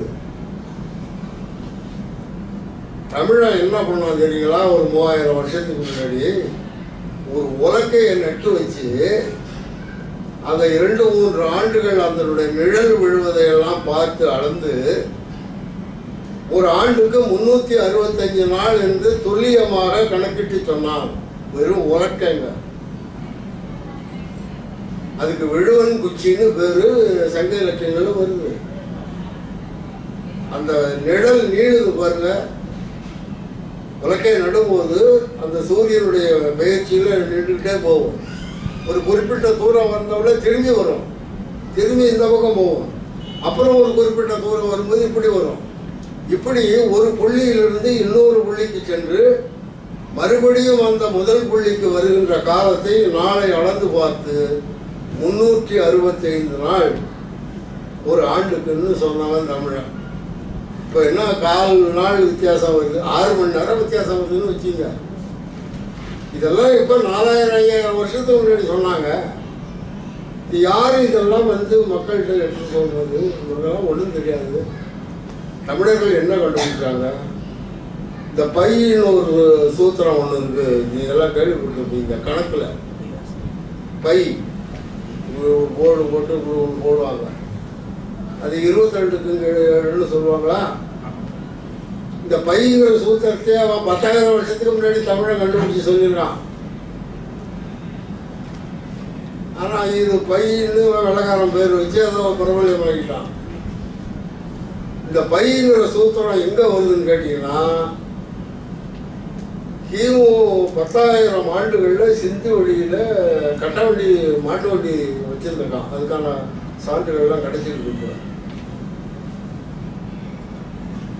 மாட்டு வண்டி சக்கரத்துக்கு மேலே ஒரு பட்டா போடுறான் பாருங்க.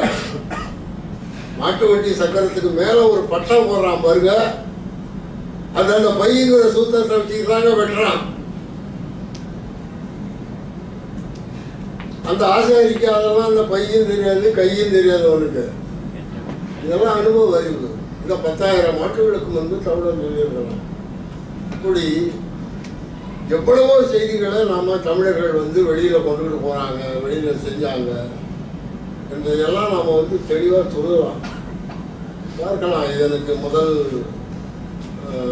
உரையாற்றுகின்ற ஒரு வாய்ப்பு சிங்கப்பூர்ல. நான் மலேசியாவில் ஒரு 4 முறை பேசியிருக்கிறேன். இப்போ அடுத்த வாரம் மலேசியா தான் போகிறேன். அதனால் முதல் அறிமுகம்ங்கிறதுனால என்னை இப்போதான் உங்களுக்கு சில பேருக்கு தெரியறதுக்கு ஒரு வாய்ப்பு இருக்குது.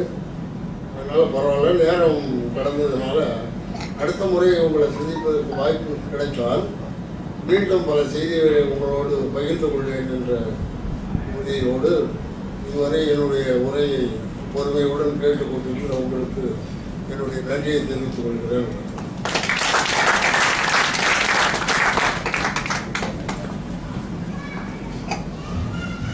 நன்றி ஐயா. நாம் அறிகிறாத குமரி கண்டத்தின் அழிவை பற்றியும் சிந்துவெளி நாகரீகம் பற்றியும் தமிழ்தான் உலகின் முதல் மொழி என்று ஐயா அவர்களின் ஆய்வை பற்றியும் மற்றும் நல்ல பல கருத்துக்களையும் மிக எளிமையாகவும் மிக அழகாகவும் தொகுத்தளித்த ஐயா அவர்களுக்கு நன்றி பாராட்டுகிறோம். மீண்டும் ஒரு பலத்த கைத்தட்டல் ஐயா அவர்களுக்கு. ஐயா அவர்கள் 100க்கும் மேற்பட்ட நூல்களை எழுதியுள்ளார். அதில் சில மிக முக்கியமான நூல்களை இங்கு வைத்துள்ளோம். அதை 10 வெள்ளி செலுத்தி அதை வாங்கி படித்து பயன்பெறுமாறு வேண்டி கேட்டுக்கொள்கிறோம். நமது நிகழ்ச்சியில் அடுத்ததாக கேள்வி பதில் அங்கம். பங்கேற்பாளர்களுக்கு ஐயம் ஏதும் இருப்பின் ஐயா அவர்களிடம் விளக்கம் கேட்டுக்கொள்ளலாம். மீண்டும் கேட்டுக்கொள்கிறேன். ஐயம் ஏதும் இருப்பின் விளக்கம் கேட்டுக்கொள்ளலாம் ஐயா அவர்களிடம். யாருக்காவது கொஸ்டின்ஸ் இருக்குங்களா? முதல் கேள்வி நானே கேட்கிறேன். ஏன் உங்களுக்கு இந்த ஆய்வுல ஈடுபடணும் அப்படின்ற வேட்கை எதனால வந்தது?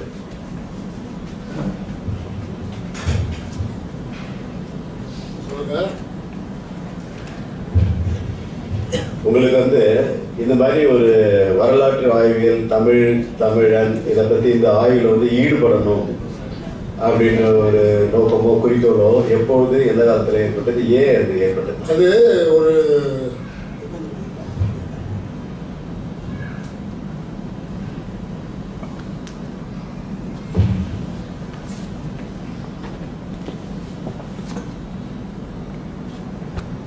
அது வந்து இயற்கை வந்து எனக்கு ஒரு அளித்த ஒரு கொடையாக தான் நான் நினைக்கிறேன். அதில் வந்து நான் வந்து ஒரு கிறித்துவ தாய் தந்தையருக்கு பிறந்தவன் தான். எங்கள் பகுதியில் வந்து நான் 1வது வகுப்பிலிருந்து என்னுடைய ஆசிரியர் பயிற்சி முடிக்கிற வரையில் கிறித்துவ பள்ளிக்கூடங்களில் தான் நான் படித்தேன். அங்கே வந்து இந்த ஒரு நாளைக்கு 3/4 மணி நேரம் வந்து பைபிளை படிக்கணும்னு சொல்லி கட்டாயப்படுத்துவாங்க. நமக்கு அதில் தெளிவு ஏற்படுதோ தெரியுதோ தெரியல அதை பற்றிலாம் அவங்க கவலைப்படுறதில்ல. பைபிள் கிளாஸுக்கு போகணும், ஒரு நாளைக்கு 3/4 மணி நேரம். இப்படி இந்த பைபிளை வந்து கற்றுக் கொடுத்தாங்கன்னு சொல்றதை விட திணிச்சாங்கன்னு தான் நான் சொல்லுவேன்.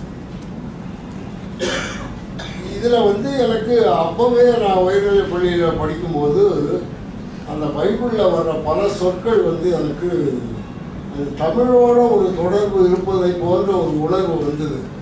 நான் தான் எடுத்துக்காட்டாக சொன்னேன்னு அந்த ஊர், இந்த ஊருங்கிற சொல்ல நான் 9ஆம் வகுப்பு படிக்கும்போது ஒரு ஃபாதர் வந்து அந்த பைபிள் கிளாஸ் நடத்திட்டு இருந்தார்.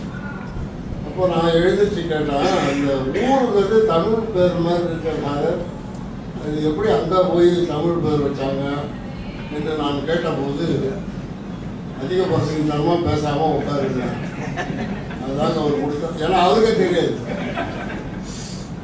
அப்போது வந்து எனக்கும் சில செய்திகள்லாம் தெரியல.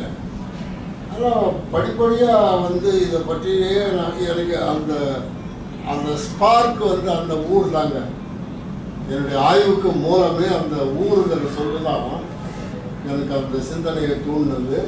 அதற்கு பிறகுதான் அந்த எபிரேய மொழியில் இன்னும் சொற்களை எல்லாம் நம்ம எடுத்து ஆய்வு பண்ணி அதுக்கு பிறகு அந்த இதில் என்ன ஒரு சிறப்புன்னு கேட்டிங்கன்னா, நான் பெரும்பால் கிறிஸ்தவனாக இருந்ததுனால தான் இவ்வளவு ஆய்வுகளையும் பண்ண முடியுது. ஒரு இஸ்லாமியனோ ஒரு இந்து மரபில் வந்தவனோ இந்த எபிரேய மொழி, செமிட்டிக் மொழி, பாபிலோனிய மொழி, சுமேரிய மொழியெல்லாம் ஆய்வு பண்ணவே முடியாதுங்க. அதுக்கு காரணம் என்னன்னா அந்த பின்புலம் அவங்களுக்கு இல்லை. அந்த பின்புலத்தை இயற்கை எனக்கு கொடுத்தது. இதெல்லாம் ஆய்வு பண்ணதுக்கு பிறகுதான் நான் எந்த மதத்தோடும் தொடர்புகளை இல்லாமல் வெளியில் வந்துட்டேன். அது வேற. இந்த ஆய்வுகள்லாம் பண்ணாமல் இருந்ததுன்னா நானும் ஏதாவது பண்ணிக்கிட்டு தான் இருப்பேன். இப்படி இந்த சமயங்களை பற்றியும் இனங்களை பற்றியும் மதங்களை பற்றியெல்லாம் ஆய்வு பண்ணும்போது என்னுடைய சிந்தனைக்கு ஏற்ற மாதிரி இந்த உலகத்தில் எந்த சமயமும் இல்லை. அதனால நான் எந்த சமய நடைமுறையும் நான் பின்பற்றுறது. ஆனால் நாத்தியத்தை பற்றி நான் பேசுறதில்லை, அது எனக்கு தேவையில்லை. ஆகவே அந்த ஊர் என்று சொல்லுவாங்க எனக்கு ஒரு புள்ளி, எனக்கு அந்த ஸ்பார்க் வந்து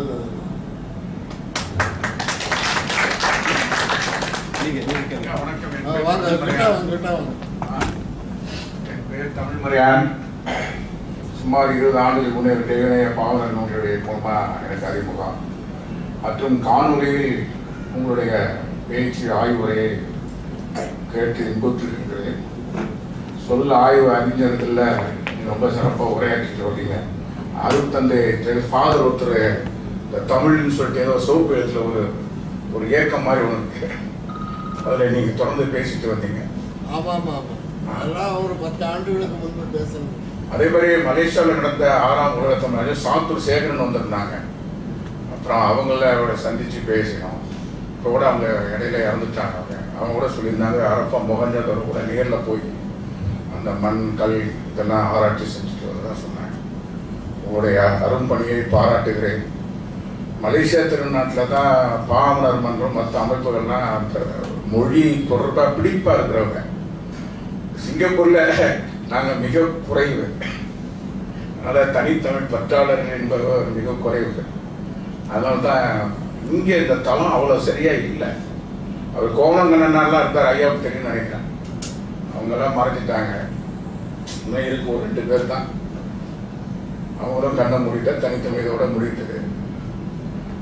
ஆனால் அடுத்த வந்து ஒரு இரவுல ஒரு பகல்ல வந்து இந்த நிலைமையெல்லாம் மாறிடாது.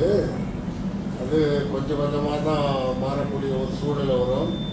இன்னைக்கு தமிழ்நாட்டில் கூட இளைஞர்கள் இந்த தமிழ் பக்கம் கொஞ்சம் திரும்பிக்கிட்டு இருக்காங்க. இதுவரையில இல்லாத ஒரு எழுச்சி இன்னைக்கு தமிழகத்தில் இருக்கு. நிறைய ஆர்வம் காட்டுறாங்க. இதுல வந்து என்ன சிக்கல்னா, ஆளுகின்ற அரசும் அரசுக்கு அறிவுரை கூறுகின்ற அமைச்சர்களும் அதிகாரிகளும் குறிப்பா அந்த தமிழறிஞர்கள்னு சொல்லி இந்த ஆளுங்கட்சி கூட அமர்ந்திருக்கிறவர்களும் ஒரு தவறான வழிகாட்டுதலை மக்களுக்கும் தமிழர்களுக்கும் காட்டிக்கிட்டு இருக்காங்க. அதனால்தான் வந்து இது வந்து ஒரு முழுமையாக நம்மளால் செய்ய முடியல. ஆனால் இன்றைக்கி தனித்தனியே இந்த இளைஞர்கள் எல்லாம் அதெல்லாம் ஆழ்ந்து சிந்தித்து பார்த்துட்டு இது இவர்களால் எந்த பயனும் தமிழுக்கு இல்லை என்ற முடிவில் தான் வந்திருக்காங்க. அது அதனுடைய இது வந்து இப்போ இந்த தேர்தலில் கூட தெரிஞ்சது. அதனால் வந்து கொஞ்சம் கொஞ்சமாக தான் வளரும். இல்லை, உங்களோட அடுத்த வருகை வந்து நம்ம சிங்கப்பூர் தமிழாசிரியரோட ஒருங்கிணைந்து செய்தால் இன்னும் சிறப்பாக இருக்கும். அவங்க ஏன்னா இன்னைக்கு இன்னும் ஒரு நிகழ்ச்சி ஒன்று இருக்கு. அடுத்த முறை நம்ம தமிழாசிரியரோட இணைந்து செய்யும். நன்றிங்க.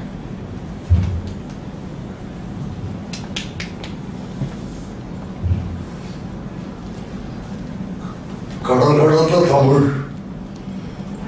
என்ற தலைப்பிலே அற்புதமான உரையை நாங்கள் இன்று கேட்க நேர்ந்தது.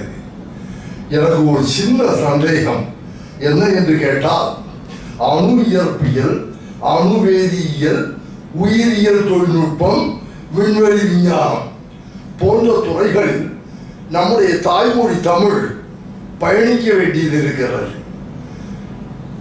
தூரம் என்னால் தூரத்தை சொல்ல முடியவில்லை. எவ்வளவு தூரம் பயணிக்க வேண்டியிருக்கிறது என்பதை என்னால் சொல்ல முடியவில்லை, அளவிட முடியாது. இந்த பணிகள் எல்லாம் நிறைவு பெற்று நம் தாய்மொழியிலேயே அனைத்தும் நம்மால் கற்க முடியும் என்ற நிலைக்கு நாம் அந்த நிலையை எட்ட முடியுமா என்று எனக்கு ஒரு சந்தேகம் இருக்கிறது. அதை நீங்கள் தெளிவுபடுத்த வேண்டும். அதற்கான வாய்ப்புகள்லாம் நிறைய இருக்கு. ஒரு 10 ஆண்டுகளுக்கு முன்பு கன்னடத்தில் அவங்க மாநிலத்தில் இந்த எடியூரப்பான்னு ஒருத்தர், அவர் பிஜேபியில் ஒரு ஸ்ட்ராங் ஃபாலோவர். அவர் ஒரு சட்டம் போட்டார். 1ஆம் வகுப்புலேருந்து 5ஆம் வகுப்பு வரையில் எல்லாம் கன்னடத்தில் தான் சொல்லிக் கொடுக்கணும். 6ஆம் வகுப்புக்கு மேலே நீங்கள் ஆங்கிலம் இன்னும் என்ன மொழிகள் வேணாலும் பண்ணுங்க. முதல் 5 வகுப்புகளுக்கு தமிழ் கன்னடம் கட்டாய பாடம்னு ஒரு உத்தரவு போட்டார். அந்த உத்தரவை எதிர்த்து அங்கே பெங்களூர் ஹைகோர்ட்டில் வந்து இந்த தனியார் பள்ளிகள்லாம் வழக்கு போட்டாங்க. அவங்க திறமையான வழக்கறிஞர்களை வச்சு வாதாடினதில் அரசுக்கு சாதகமாக அந்த தீர்ப்பு வந்தது. அரசுக்கு அந்த அதிகாரம் இருக்கு அப்படின்னு தீர்ப்பு சொன்னாங்க. அதை விட்டு அதுக்கு உடனே சுப்ரீம் கோர்ட்டுக்கு டெல்லிக்கு போனாங்க. டெல்லியிலையும் அவங்க என்ன சொல்லிட்டாங்க, அரசுக்கு அதிகாரம் இருக்கு, எந்த மொழியையும் பாடத்திட்டத்தில் சேர்ப்பதற்கு அரசாங்கத்துக்கு அதிகாரங்கள் அவன் தீர்ப்பு சொல்லிட்டான். அதன் பிறகு வள்ளுவர் கூட்டத்தில் இந்த தமிழறிஞர்கள்லாம் சேர்ந்து 1ஆவது வந்தாங்க. 1ஆம் வகுப்பிலேருந்து 5ஆம் வகுப்பு வரையிலும் மொழியாக வந்து தமிழை கட்டாய பாடமாக்கணும், அங்கே கன்னடத்தில் ஆக்கிட்டாங்க அப்படின்னு உண்ணாவிரதம் இருந்தாங்க.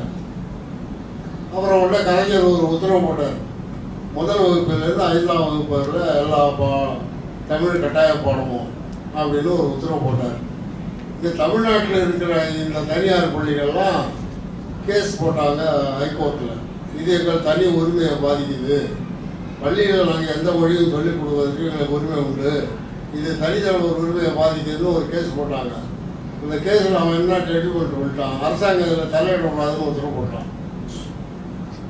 பெங்களூரில் வந்து அரசுக்கு சார்பாக வந்து அவன் ஜட்ஜ்மெண்ட் சொல்கிறான். மெட்ராஸ் ஹைகோர்ட்டில் என்ன சொல்கிறான், தனியார் பள்ளிகளுக்கு சாதகமாக சொல்கிறான். சரி, இதை எடுத்துகிட்டு அப்பீல் பண்ணி சுப்ரீம் கோர்ட்டுக்கு போங்கன்னு சொன்னப்ப கலைஞர் போகுது. இதுதாங்க முதல் படி. இதில் என்ன ஆகிடுதுன்னா, நீங்கள் இந்தியாவில் எந்த மாநிலத்தில் இருந்தாலும் அந்த தாய்மொழியில் படிக்கலைன்னா நீங்கள் வந்து +2 போக முடியாது, பட்டம் வாங்க முடியாது, பிஹெச்டி பண்ண முடியாது. ஆனால் தமிழ்நாட்டில் மட்டும்தான் தமிழே படிக்காமல் 1ஆவதுலேருந்து பிஹெச்டி வரையில் உங்களால் படித்து முடிக்கிறதுக்கான வாய்ப்பு இன்றைக்கி தமிழ்நாட்டில் இருக்குது. இதெல்லாம் வந்து அமைச்சர்களுக்கோ அதிகாரிகளுக்கோ தெரியாமல் இல்லை. அவன் கொடுக்குறான், பணம் கொடுக்குறான், வருஷம் வருஷம் கொடுக்குறான், அது நின்று போச்சுன்னா என்ன பண்ணுறது? இப்படி வந்து ஒரு பணத்திற்காகவும் பதவிக்காகவும் பொருளுக்காகவும் இவெல்லாம் தமிழை வித்துக்கிட்டு இருக்கான். இன்னைக்கு ஆயிரக்கணக்கான ஆங்கில பள்ளிகள் தமிழ்நாட்டில் இருக்கு. சாராயம் வித்தவன், குற்ற தொழில் செய்தவன், நீதிமன்றங்களால் தண்டிக்கப்பட்டவன், இவெல்லாம் இன்னைக்கு கல்வி தந்தைன்னு பேரை போட்டுக்கிட்டு தமிழ்நாட்டில் சுற்றிக்கிட்டு இருக்கான். இதெல்லாம் கல்வி தந்தை, கல்விக்கு வந்து சம்மந்தமே இல்லை. ஒருத்தன் எழுதுறான், எங்கள் ஊரில் நாவலர் நெடுஞ்செழியன் நர்சரி பள்ளி அப்படின்னு எழுதிக்கு கீழே ஓனர் அப்படின்னு பேர் போட்டு அவன் பேரை எழுதுறான். அவன் டீ கடை வச்சிருந்தவங்க. அவன் ஒரு பள்ளிக்கூடத்தை நடத்துறவன் கரஸ்பாண்டன்ட் சொல்லி எழுத தெரியல அவனுக்கு, அவன் ஓனர்னு எழுதுறான். அவன்லாம் பள்ளிக்கூடம் நடத்துறான். இது எப்படி உருப்படும்? இது வந்து கால மாற்றம், இளைஞர்கள் எழுச்சி தாங்க இதை மாற்றம். ஆனால் நிச்சயமாக நடக்குங்க. அது ஒரு அடி வந்து தமிழனுக்கு அடித்து அவனா இப்போ இலங்கையில் வந்து எப்படி ஒரு பேரிழப்பு நமக்கு வந்ததோ அந்த மாதிரி தமிழ்நாட்டுக்கும் ஒரு பேரிழப்பு வந்தால் தான் இவனுக்கே உணர்ச்சி வரும், அறிவு வரும். அது வரையில் கொஞ்சம் பொறுமையாக தான் இருக்கும். ஐயா, என் பேர் எல்லை கிருஷ்ணமூர்த்தி. நான் ஒரு தேடுதலுக்காக இணையதளத்தை தேடும்போது ஒருத்தர் குறிப்பிட்டிருந்தார். அவர் லண்டனில் வசிக்கக்கூடிய ஒரு நபராக இருக்கிறார்.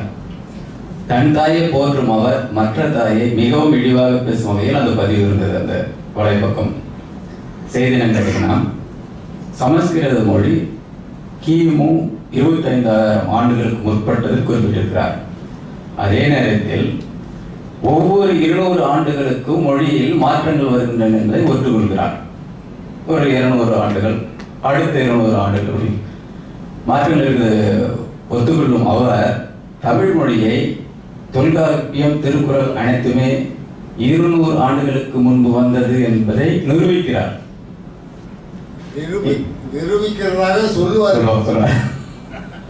ஆனால் என்னுடைய கேள்வி என்னன்னா, இவ்வளவு ஆய்வு ஆராய்ச்சி நம்மள்கிட்ட ஆணித்தரமான செய்திகள் எனக்கு கேட்கும்போது எனக்கு நிறைய செய்திகள் வியப்பா இருக்குது. முதல் தடவை கேட்கிறேன். அதற்கான ஆதாரங்கள் இருக்கும்போது நாம் ஏன் அதற்கு பதிலடி கொடுக்க முடியாமல் இருக்கிறோம்?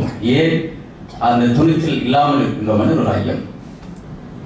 எனக்கு தெரிஞ்சு இன்றைக்கு தமிழ்நாட்டில் இருக்க தமிழறிஞர்கள் எல்லாம் தமிழ் அறிஞர்களாக இல்லை, தமிழ் வணிகர்களாக இருக்காங்க.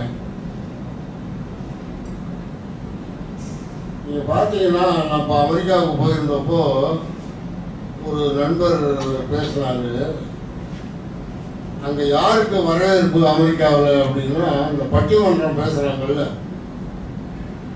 ஒரு சாலமன் பாப்பையா பட்டிமன்றம் பேசுறதுக்கு கிட்டத்தட்ட $25,000 கொடுக்குறாங்க. அதுக்கு பிறகு இந்த சினிமா நடிகர்கள்லாம் போனாங்கன்னா டிக்கெட்டு போட்டு வசூல் பண்ணி நடத்துகிறாங்க.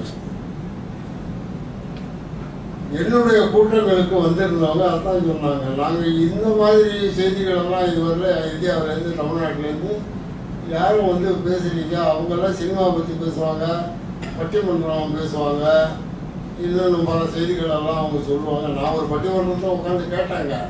இந்த சுகி சிவம் என்பவர் வந்திருந்தார். நான் பேசுனதுக்கு பிறகு அவர் பேசினார், ஒரு பட்டிமன்றம் நடந்தது.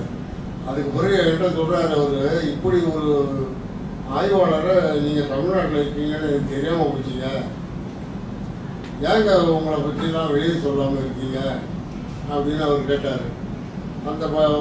அந்த நிகழ்ச்சிக்கு என்னை அழைத்தவர்கிட்ட நான் ஃப்ராங்காக சொல்கிறேன், ₹1 கூட நான் வாங்குகிறேன். ஆனால் அவர் நான் ஊருக்கு திரும்புவது போது $3000 கொண்டு வந்து ஏர்போர்ட்டில் கொடுத்தேன். நான் பணம் வேணாங்கன்னு சொல்லிட்டேன். அதே நேரத்தில் சுகேசிவம் குரூப்புக்கு $10,000 வாங்கிட்டு தான் அவங்க வந்து பேசுனாங்க.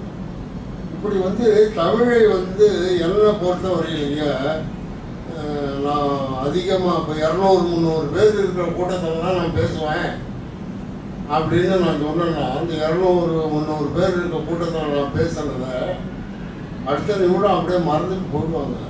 இப்போ பாருங்கள், நேருக்கு நேர் பேசிக்கிட்டு இருக்கோம். இது தாங்க வந்து நமக்கு நிற்கும். இப்போ சொற்பொழி வாடுறாங்கன்னா பேசிட்டு போடுவாங்க, என்ன இருந்தாலும் சொல்லிட்டு போனாங்க, ஒன்றும் விளக்கமும் தெரியல, ஒன்றும் தெரியல அப்படின்னு நினச்சிட்டு போகிறவங்க நிறைய பேர் இருப்பாங்க. இப்போ கிமு 25,000 ஆண்டுகளில் சமஸ்கிருத மொழி வந்ததுன்னா அவன் எதை வச்சுட்டு சொல்கிறான்? அதற்கான சான்றுகள் என்ன? கிமு 25,000 ஆண்டுகளில் ஆரியர்கள்னு ஒரு இனம் இருந்ததா? அவன் இந்தியாவுக்கு வந்தான். அவன் இந்த மாதிரி எழுதுறதுக்கெல்லாம் நம்ம ஆட்கள் மறுப்பு தெரிவிக்கிறது இல்லை. ஏன்னா இது மறுப்பு தெரிவிக்கிறதுக்கு அவங்ககிட்ட சரக்கு இல்லை. அவன் பட்டிமன்றத்துக்கு கூப்பிட்டா பேசுவான், கவியரங்கத்தில் பேசுவான், இன்னும் என்னென்ன கோயில் நிகழ்ச்சிகள் இதுக்கெல்லாம் போவாங்க. போன மாதம் 2 மாதத்துக்கு முன்னாடி நாகசாமி திருவள்ளுவரை பற்றி ஒரு தவறான செய்தி அவர் சொல்லியிருந்தார். அதுக்கு ஒரு பத்திரிகை ஆசிரியர் என்னை கூப்பிட்டு அதுக்கு ஒரு மறுப்பு கொடுங்கன்னார். நான் ஒரு 5 பக்கம் மறுப்பு எழுதி கொடுத்தேன். அது இன்னைக்கு எல்லாம் உடம்புற எல்லா இடங்களையும் இருக்குது. அது இருக்கு நான் காட்டுறேன் அவங்க நண்பர்கள். அப்படி உங்களுக்கு சான்றுகள் இல்லாமல் சொல்கிறான், அதை மறுக்கிறதுக்கு நம்ம ஆட்களால் முடியல. அதாவது பணம், பதவி, விருது, இதுக்கெல்லாம் ஆசைப்படுறவங்க அவங்க நினைச்சதை எழுத முடியாது. நான் என்ன சிந்தனை பண்ணுறேனோ அதை நான் வந்து எழுதுவேங்க. நான் யாருக்கும் பயப்படுறதில்லை. என்னுடைய கருத்தில் நான் வளைஞ்சு கொடுக்கறதும் கிடையாது. எனக்கு பாராட்டு வந்தாலும் ஏற்றுக்குவேன், அதுக்கு கடுமையான எதிர்ப்பு வந்தாலும் ஏற்றுக்குவேன். அதனால தான் எனக்கு பல இடங்களில் பெரிய பண இழப்புகள்லாம் வந்திருக்கு. நான் இங்கே அந்த அம்மா ஜெயலலிதாவை தூக்கி பேசியிருந்தேன், அவங்கள பற்றி ஒரு நூல் எழுதியிருந்தாலும் என்னுடைய வறுமையெல்லாம் எங்கேயோ போயிருந்துருக்கோம். அதனால் வந்து காசுக்காக எழுதுவது, பணத்துக்காக எழுதுவது என்பது தமிழை காட்டி கொடுப்பதற்கு ஈடானது என்பது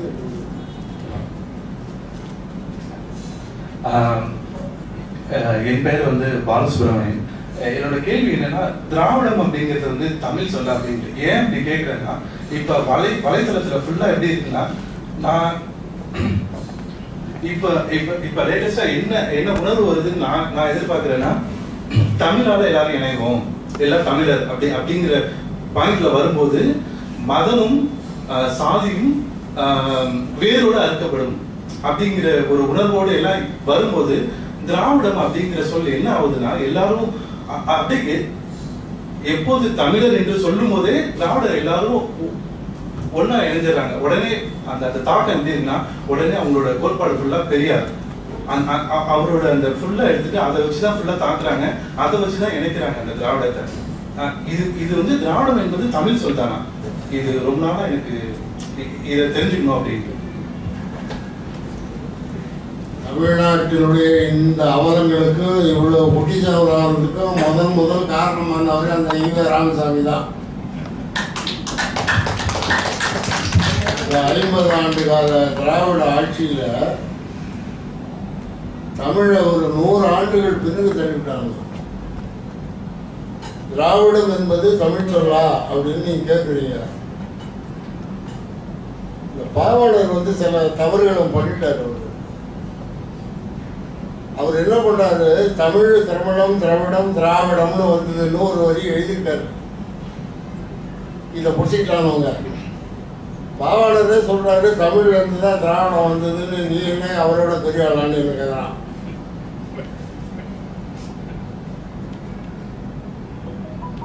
தொல்காப்பியர் சொன்னதே தப்பு, சில இடங்கள்ல தவறு பண்ணியிருக்காருன்னு என்னுடைய தொல்காப்பிய சிந்தனைங்கிற நூலில் நான் எழுதியிருக்கேன். அபய நடராஜன் கேட்டாரு, நீ என்ன தொல்காப்பியரோட பெரிய ஆளான்னு கேட்டாரு. இது எல்லாம் பெரிய ஆளு சின்ன ஆளுலாம் ஒன்றும் கிடையாதுங்க. சிந்தனையில் வர்ற கருத்தை எடுத்து வைக்கிறோம். இப்போ திராவிடம் என்ற சொல்லு எங்கேருந்து வருது, இதை பற்றி 96 பக்கம் ஒரு நூலை நான் எழுதியிருக்கேன். இந்த திராவிடம் என்ற சொல்லு தொல்காப்பியங்களில் சங்க இலக்கியங்களில் இடைக்கால இலக்கியங்களில் கூட சில இல்லை. இப்போ என்ன சில பேர் சொல்கிறாங்க, தமிழ் என்ற சொல்ல சமஸ்கிருதத்தில் திராவிடம்னு சொல்கிறோம். இங்கே நம்ம தமிழ்னு சொல்கிற மாதிரி சமஸ்கிருதத்தில் நம்ம திராவிடம்னு சொல்கிறோம் அப்படின்னு சில பேர் சொல்கிறான். சரி, சமஸ்கிருதத்தில் திராவிடம் என்ற சொல் எப்போ வருதுன்னு பார்த்தீங்கன்னா அவருடைய வேதங்கள்லையும் இல்லை, புராணங்கள்லையும் இல்லை, ஒன்றுலையுமே இல்லை. அப்புறம் திராவிடம் எங்கேருந்து வந்தது? ஏதோ ஒருத்தன் இடைக்காலத்தில் ஏதோ ஒரு கருத்தை அந்த சொல்ல அறிமுகம் செய்திருக்கான். நான் ஏற்கனவே சொன்ன அந்த மோனியர் வில்லியம்ஸ்னு ஒரு சமஸ்கிருத அறிஞர், அவர் என்ன எழுதுறாரு, இந்த திராவிடம் என்ற சொல்லுக்கு திர என்ற வேறு சொல்லிலிருந்து திராவிட் என்ற சொல்லு வந்திருக்கலாம். ஆனால் இதுக்கு இந்த சொல்லு வேதங்கள்லையும் புராணங்கள்ல இதிகாசங்கள் எங்கேயுமே இல்லை. அதனால் இது 10ஆம் நூற்றாண்டுக்கு பிறகு யாரோ இந்த சொல்லை அவர்கள் பயன்படுத்தி இருக்கலாம் அப்படின்னு அவர் எழுதுறாரு. இங்கே தமிழகத்துக்கு அந்த சொல் எப்படி வந்ததுன்னா, கிபி 5ஆம் நூற்றாண்டில் வந்த புத்த சமய துறவி வஜ்ரநந்தின்னு ஒருத்தன், அவன் திராவிட சங்கம்னு எழுதுறான். முதல்ல அதுதான் தமிழில் திராவிட சங்கம்னு வருது. இதில் நிறைய குழப்பம் இருக்குங்க. இந்த திராவிடங்கிற தலைப்பையே ஒரு நாள் பேசுகிறாங்க. இப்போ சுருக்கமாக அவங்கள்ட்ட சொல்கிறேன், அது தமிழ் சொல்லும் இல்லை, சமஸ்கிருத சொல்லும் இல்லை. இது இடையில எவனோ ஒருத்தன் உருவாக்கி கொடுத்துடலாம். அந்த ஒரு சொல்லுக்கு ஒரு வேர் இருக்கணும். அந்த வேர் திராவிடம் என்ற சொல்லுக்கு இல்லை. அதனால அது தமிழ் சொல்லும் இல்லை, சமஸ்கிருத சொல்லும் இல்லை. இவரெல்லாம் உருவாக்கின ஒரு சொல்லு. அந்த சொல்லை பிரபலயமாக விளம்பரப்படுத்தினவன் இந்த கால்டுவல்னு ஒரு ஆள். அவன் கால்டுவல்னு பாவாளரே சொல்லுவார், அவன் சாணி ஏறி முடஞ்சு இருக்கணும் வந்தார். அவன் கால்டுவல் பெரிய அறிஞர்களே மணிமண்டபம்லாம் கட்டி இந்த திராவிட கட்சியோ பாராட்டு பண்ணிக்கிட்டு இருக்கான். இந்த ஜெகவீர பாண்டியன்னு ஒருத்தர் உங்களுக்கு கேள்விப்பட்டிருக்கலாம். அடிக்கடி அவர் திராவிடத்தை பற்றி அப்படியே படுத்து கட்டுவார் கைகளெல்லாம். சுபவீர பாண்டியன். இப்போ ஒரு இனம் என்பதற்கு என்ன பொதுவான இலக்கணம் இருக்குன்னா, இப்ப நாமெல்லாம் தமிழ் பேசுறோம். நம்மளை என்ன இனம் என்று நீங்க சொல்லுவீங்க? தமிழ் இனம் என்று தான் சொல்லுவோம். தெலுங்கு பேசுறான், அவனை என்ன இனம்னு சொல்லணும்? தெலுங்கு இனம்னு சொல்லுவான். ஜெர்மன் பேசுறான்னா அவன் ஜெர்மன்காரன்னு சொல்லுவான். இவன் திராவிட சித்தாந்தம் எப்படி சொல்றான்னு கேட்டீங்கன்னா, இப்ப இருக்கிற இந்த திராவிட கருத்தியல் வச்சிருக்கவன், நாங்கள் இனத்தால் திராவிடர்கள், மொழியால் தமிழர்கள்ங்கிறான். நீ மொழியால் தமிழர்னா நீ இனத்தாலும் தமிழன் தான் ஐயா. நாங்கள் இனத்தால் திராவிடர்கள்னா நீ திராவிடம்னு ஒரு மொழி பேசியிருக்கணும். அப்படி ஒரு மொழி இருந்தது நாட்டில். எவ்வளவு பெரிய மோசடி பாருங்க. நாங்கள் இனத்தால் திராவிடர்கள், மொழியால் தமிழர்கள்னு இவன் இந்த திராவிட கட்சிக்காரன் சொல்றான். வேற எந்த நாட்டிலேயாவது இது மாதிரி சொல்லுவானா? நான் இனத்தால் பிரெஞ்சுக்காரன், மொழியால ஜெர்மன்காரன் எவனாவது சொல்லுவானா? இதே அடிப்படையில் ஒரு மோசடியான ஒரு வாதம்ங்க. இந்த வாதத்தை அவர்கள் எதிர்கொள்ள மாட்டாங்க. நான் கேட்குறேன், திராவிடம் என்ற பேரில் ஒரு 7-8 கட்சி வச்சிருக்காங்கல்ல தமிழ்நாட்டில். அந்த கட்சியினுடைய தலைவன் எவனாவது ஒருத்தன் தமிழனை காட்டுங்க. எவனாவது ஒருத்தன் தமிழனை காட்டுங்க. தமிழரை ஏமாத்துறதுக்கு இந்த திராவிடம் என்ற சொல்லி அவர்கள் பயன்படுத்துறாங்க. நீங்க தமிழன்னு சொன்னாக்கா தமிழ் பேரை வச்சுங்க. இப்போ அமமுகன்னு வச்சிருக்காரு, அது கூட எதிர்ப்பு சொன்னாங்க. திராவிடங்கிற பேர் இல்லைங்க. அதுல அம்மா மக்கள் முன்னேற்ற கழகம் வச்சிருக்காரு. அதில் திராவிடத்தே காரணம் அந்த கட்சிக்கு நம்ம எப்படிங்க ஆதரவு கொடுக்கறதுன்னு சில பேர் எழுதலாம். இப்போ இந்த திராவிட சித்தாந்தம் என்பது ஒரு சில பேர் தாங்க, அந்த வீரமணி மாதிரி ஒரு ஆட்களுக்கு அவன் திராவிட பொங்கல்னு 3ஆம் வருஷம் கொண்டாடினாங்க எக்மோரில். அவன் ஒரு 50 பசங்க போய் நின்று அந்த பானையெல்லாம் உடைச்சி, இல்லைடா பொங்கல் தமிழர் திருநாள்னால ஏடா திராவிட பொங்கல்னு எங்கடா இருக்குன்னு சொல்லி பெரிய தகராறு பண்ணி அப்புறம் அடுத்த வருஷம் நிறுத்திட்டாங்க. இது ஒரு பெரிய மாயைங்க. இன்னைக்கு தமிழையும் தமிழரையும் தமிழ் மொழியையும் இனத்தையும் பின்னுக்கு தள்ளி ஏமாற்றுகின்ற ஒரு கபட நாடகம் தாங்க இந்த திராவிடம். இந்த திராவிட கட்சிகள் தமிழ்நாட்டை ஆளுகின்ற வரை தமிழனுக்கு விடிவு காலம் இல்லை. இன்னைக்கு எல்லா ஸ்டெர்லைட் ஆலையிலிருந்து இன்னும் என்னென்ன ஹைட்ரோ கார்பன் திட்டத்திலிருந்து எல்லாத்தையும் கொண்டுகிட்டு வந்தவனும் இவன் தான். இவங்க தான் நிலம் கொடுக்குறான், கையெழுத்து போடுறான், தலைமை தாங்கி திறந்து வைக்கிறான். அங்கே தூத்துக்குடியில் இருந்த அந்த செப்பு ஆலைக்கு அடிக்கல் நாட்டுறது பெரிய பிரமாண்டமான விழா நடத்தி கலைஞர் போய் அடிக்கல் நாட்டுறாரு. அவர் உள்ளாட்சித்துறை அமைச்சராக இருந்த ஸ்டாலின் 50 ஏக்கர் நிலம் கொடுக்குறாரு. இதெல்லாம் கையெழுத்து போட்டவங்க ஊனுவான். இன்னைக்கு ஸ்டெர்லைட் ஆலைக்கு எதிர்ப்பாக போராட்டம் நடத்துகிறவான்னு மக்களை வாங்கன்னு சொன்னீங்க. இது நிகழ்காலத்தில் நடந்ததுங்க. இது மக்கள் மறந்துட்டுதுங்க. இதை ஒரு 10 ஆண்டுகள் நடந்ததே மக்கள் மறக்குதுன்னா 100 ஆண்டுகள் 200 ஆண்டுகளுக்கு முன்னாடி உள்ளது இந்த தமிழருக்கு சொரணங்கிறத கிடையாதுங்க. இந்த மாதிரி ஏதாவது பொய்யை சொன்னால் உடனே அவன் இருக்கும், அவன் அப்புறம் நம்மளை எதிர்கல்வி கேட்பான். நீ திராவிட இல்லாமல் வேற ஆண்டா மட்டும் என்ன நல்லது நடக்கணுமா? நல்லது நடக்குதோ நடக்கலையா? இந்த இனத்துக்கான ஒரு தலைவன் ஒரு முதலமைச்சர் கிடைப்பாங்க. அவன் எவ்வளோ இருந்துட்டு போகிறான். இன்றைக்கி கேரளாவிலேயோ கன்னடத்துலேயோ மகாராஷ்டிராவிலேயோ குஜராத்லேயோ அந்த மாநிலத்தை சேராதவன் எவனாவது முதலமைச்சராக வர முடியுமா? இன்றைக்கி 50 ஆண்டுகளாக தமிழ்நாட்டினுடைய தலைவிதி தமிழன் அல்லாதவன் முதலமைச்சராக இருந்துட்டு இருக்கான். இந்த கொடுமை உலகத்தில் எங்கே நடக்கும்? இதெல்லாம் கேட்குறவங்கள என்ன சொல்கிறான்? தீவிரவாதிங்கிறான், தமிழ் தேசியவாதிங்கிறான். அவர் வைகோ அவர் எனக்கு நண்பர் தாங்க. அவர் என்னோட நூறுலாம் வெளியிட்டிருக்காரு. அவர்களெல்லாம் என்னென்னலாம் பேசுகிறாரு. இப்போ வேறு மாதிரி பேசுகிறாரு. இதெல்லாம் எங்கே நிற்கிதுன்னா பணம், பதவி, விருது.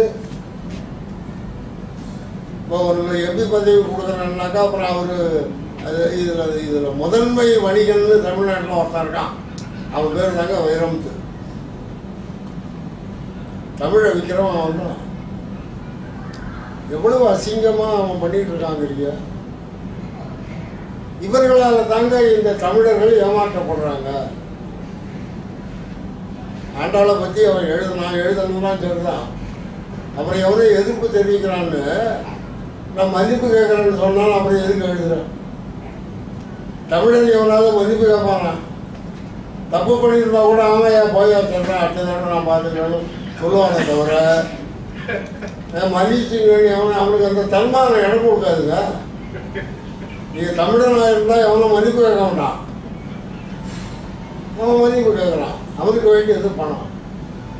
அதனால் இது இந்த திராவிடங்கிற சித்தாந்தமே அடிப்படையில் கொள்கை இல்லாதது.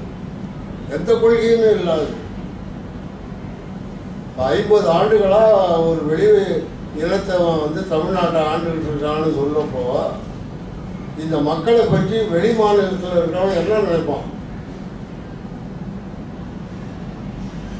அதாவது தொடர்ந்துங்க ஒரு இடைவெளி கூட இல்லாம இந்த ஆட்சி நடந்துருக்கு. இவர் எடப்பாடி பழனிசாமி வந்து தமிழன் தான் சொன்னாலும் அவர் வந்து திராவிட பேர் தான் வச்சிருக்காரு.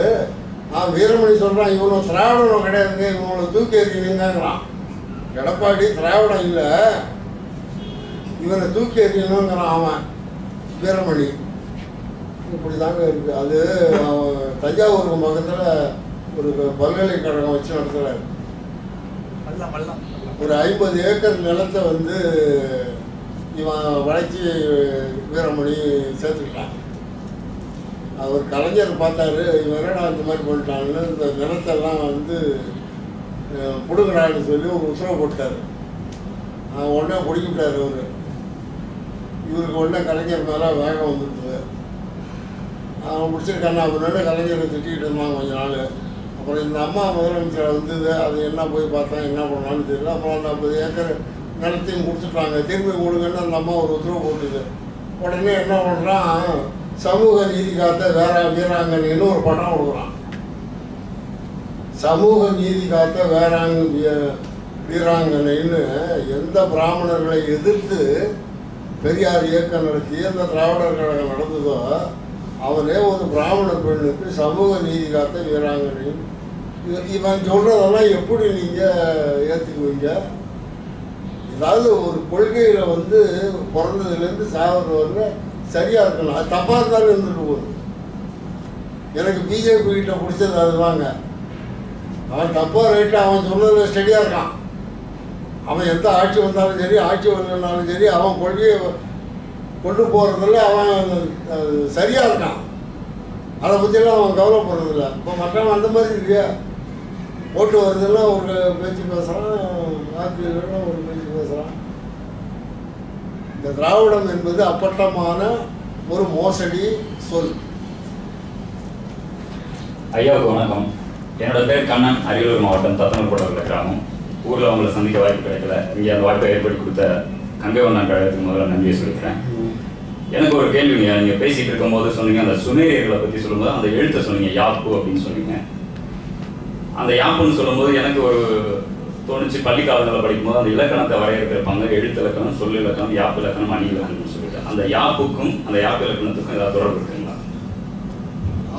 யாப்பு இலக்கணம் ரெண்டும் ஒன்று தானே. அப்புறம் என்ன அந்த எழுத்து சொன்னீங்க, அது அந்த எழுத்து வந்து அந்த ஆப்பு அப்படிங்கிற மாதிரி சொன்னீங்க. ஆப்பு எழுத்து வர யாப்பு வர. ஆப்பு வந்து இந்த எழுத்து வடிவங்க. அது இந்த யூனிஃபார்ம் லெட்டர்னு சொல்லுவாங்க. அது மேல் பக்கம் அகலமாக இருக்கும், கீழே குறைஞ்சி வரும். அது வடக்காரன் வச்ச பேர். யாப்புங்கிறது வேற. யாப்பு இலக்கணம் அணி இலக்கணம் என்பது வேற, அது வேற. அது ஆப்பு, இது யாப்பு. ரெண்டுக்கும் வித்தியாசம் இருக்கு. சரிங்க சார். அதாவது உலகத்துல வந்துங்க ஒரு எழுத்துக்கு மொழியில வந்து எழுத்து இலக்கணம் சொல் இலக்கணம் தாங்க உலகத்துல எல்லா மொழிக்கும் இருக்கு. எந்த மொழி எடுத்துக்கிட்டாலும் ஒன்று எழுத்து இலக்கணம் சொல் இலக்கணம் அப்படின்னு 2 தான் இருக்கு. தமிழுக்கு மட்டும்தான் பொருள் இலக்கணம்னு ஒன்று இருக்கு. இந்த பொருள் இலக்கணம் உலகத்தில் எந்த மொழிக்கும் கிடையாது. இதுதான் தமிழுக்கு தனி சிறப்பு. இந்த பொருள் இலக்கணம் என்ற ஒரு அமைப்பு எந்த மொழிக்கும் இல்லை. ஏன்னா தொல்காப்பியர் சொன்ன மாதிரி தமிழில் உள்ள எல்லா சொல்லுக்கும் பொருள் இருக்குங்க. நமக்கு தெரியலங்கிறதுக்காக அது பொருள் இல்லைன்னு சொல்ல முடியாது. இப்போ யாழ் அப்படின்னு ஒரு சொல் இருக்கு. தமிழில் யாழ்னு ஒரு சொல் இருக்கு. அது ஒரு இசைக்கருவி அப்படின்னு சொல்றாங்க. இந்த யாழ் என்ற சொல்லுக்கான மூலச்சொல் இது ஒன்று இருக்கணும். தமிழில் இருக்கிற எல்லா சொல்லுக்குமே மூலச்சொல் ஒன்று இருக்கும், அதுக்கப்புறம் வேர்ச்சொல் ஒன்று இருக்கும். இப்போ இந்த யாழ்ங்கிற சொல்லுக்கு மூலச்சொல் எதுன்னா 7 7 ஏன் அதுக்கு 7ன்னா 7 நரம்பு அதில் இருக்கும். அந்த 7 வந்து யாழ் ஆகுது. இந்த யாழ் என்ற பெயர் சொல்லுக்கு பிறகு யாழினின்னு இப்போ நிறைய பேர் வச்சுக்கிறாங்க, பெண்கள்லாம் பேர் வச்சுக்கிறாங்க. இதெல்லாம் சொல்லினுடைய வளர்ச்சி. அந்த மாதிரி வந்து ஒரு சொல்லுக்கு வந்து மூல சொல்லோ வேர் சொல்லோ இல்லைன்னா அது வந்து ஒரு கலப்பு மொழி, கடன் வாங்கின மொழி. நான் ஏற்கனவே சொன்ன ஒரே ஒரு எடுத்துக்காட்டு சொல்கிறேன். தரை என்று தமிழில் ஒரு சொல் இருக்கு, தரை, நிலம். இந்த தரைங்கிற சொல்லு சமஸ்கிருதத்தில் திர அப்படின்னு வருது. எபிரேய மொழியில் பார்த்தீங்கன்னா தெர அப்படின்னு வருது. தெர, TERE, தெரன்னு வருது. கிரேக்க மொழியில் போகும்போது அது டெரேன்னு வரும். அந்த கிரேக்க மொழியிலேருந்து ஆங்கிலத்துக்கு வரும்போது அவன் டெர அப்படின்னு அவன் ஆங்கிலத்தில் சொல்கிறான். இது பாருங்க, இந்த தமிழ் சொல்லு எங்கெங்கெல்லாம் போய் எப்படி வந்து டெரன்னு வந்திருக்கு. அந்த டெரங்கிற ஆங்கிலம் சொல்லுதான் அதில் இருந்து வர்றது தான் டெரகோட்டா. டெரகோட்டான்னா எதில் செய்கிறாங்க? மண்ணில் செய்கிறாங்க, மண்பொம்மை. அதுக்கு தான் டெரகோட்டான்னு பேர். டெரிட்டரி, ஒரு நிலப்பகுதி. இந்த டெரிட்டரியில் வன்முறையில் ஈடுபடுறவன், துப்பாக்கியை தூக்கிட்டு வர்றவன டெரரிஸ்ட்டுங்கிறோம். இப்படி நூற்றுக்கணக்கான ஆங்கில சொற்கள் அந்த டெரங்கிற சொல்லிலிருந்து வருது. இதனுடைய மூலம் எங்கே இருக்கு? தமிழில் தரை என்ற சொல். இதெல்லாம் எப்படிலாம் போய் எங்கெங்கெல்லாம் போய் என்னென்ன சொற்களை உருவாக்குது. இப்படி ஆயிரக்கணக்கான சொற்களை நம்ம தமிழ்லேருந்து பிற மொழிகளில் நம்ம எடுத்து காட்டணும். இதில் கிறிஸ்தவர்கள் வந்து அன்னை மேரின்னு சொல்லுவாங்க. மரியாள், அன்னை மேரி. இந்த மரியாள் என்று சொல்ல வந்து இடையினரா போட்டு எழுதுவாங்க, மரியாள் அப்படின்னு. எபிரேய மொழியில் மெரி அப்படிங்கிற சொல்லுக்கு ஆட்டுக்குட்டின்னு பொருள். எபிரேய மொழியில் ஆட்டுக்குட்டி. அது ரொம்ப பெண்கள், யூத பெண்கள் நிறைய பேர் அந்த பேரை வச்சுக்குவாங்க. அதுக்கு என்ன காரணம் அப்படின்னா, மெரிங்கிற சொல்லி ஏன் வச்சுக்கிறாங்கன்னா, ஆட்டுக்குட்டி வந்து அந்த யூதருடைய கடவுளுக்கு ரொம்ப விருப்பமான பலிப்பொருள்னு ஒரு நம்பிக்கை. அதனால அந்த பெண்கள்லாம் வந்து மரி அப்படின்னு பேர் வச்சுக்குவாங்க. ஆட்டுக்குட்டின்னு அதுக்கு பொருள். தமிழில் மரின்னு ஒரு சொல்லு இருக்கு தெரியுமா? அதுக்கு என்ன பொருள்? ஆட்டுக்குட்டின்னு தான் பொருள், ஆடுன்னு தான் பொருள். இதே தமிழில் உள்ள மரி தான் அதை செம்மறின்னு சொல்கிறோம். கொஞ்சம் சிவப்பா இருக்கிறதுனால செம்மறிங்கிறான். இந்த மரி என்ற சொல்ல வந்து கிரேக்கத்தில் போகும்போது மரியாங்கிறாங்க. இங்கிலீஷில் அது வரும்போது மேரின்னு வருது. இந்த மேரிங்கிற சொல்ல தமிழ் படுத்துனவங்க மரி அன்னைன்னு போட்டு இடையினரா போடுறாங்க. மரி அன்னைன்னு அந்த இடையினரா போட்ட சொல்லுக்கு என்ன பொருள் அப்படின்னா, மரி அன்னைன்னா செத்து போன அம்மான்னு அர்த்தம். மரி அன்னைன்னா செத்து போன அம்மா. இதுதான் இந்த பேர் யாராவது வைப்பாங்களா? அப்படி ஒரு பேரை வைக்கிறது அவங்களுக்கு விருப்பமாங்களா? தமிழில் வந்து மரி என்ற சொல்லு வல்லினம் போட்டது ரா. இதை தான் அவங்களும் வச்சுருக்காங்க எபிரேய மொழியில். இதை மொழிபெயர்த்தவன் இடையினரா போட்டு அந்த அம்மாவை சாவடிச்சுட்டான். அதனுடைய பொருள் தெரியல அவங்களுக்கு. அதான் நான் சொன்னேன், தமிழில் வந்து ஒரு சொல்லுக்கும் பொருள் உண்டு. இதை ஆழ்ந்து சிந்திச்சு நாம் அதை பயன்படுத்தணும். ஒரு எழுத்து மாறி போச்சுன்னா கூட தமிழில் பொருள் மாறி போகும். இப்போ கோமகன் ஐயா அண்ணன் பேர் கோமகன், உங்களுக்கு பல பேருக்கு தெரியும். கோமகன்னா 2 பொருள் சொல்லலாம். இளவரசன்னு சொல்லலாம். கோன்னா அரசன், மகன்னா இளவரசன். கோமகன்னா பசுவின் கன்றுன்னு ஒரு பொருள் இருக்கு. பசுவினுடைய கன்று.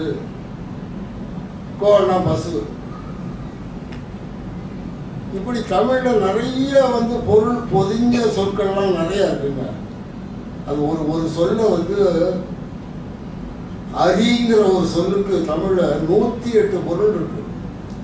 அரிங்கிற ஒரு சொல்லுக்கு இந்த மாதிரி ஒரு சொற்களுடைய வளமை வந்து தமிழை தவிர உலக மொழிகள் எதுவுமே கிடையாது.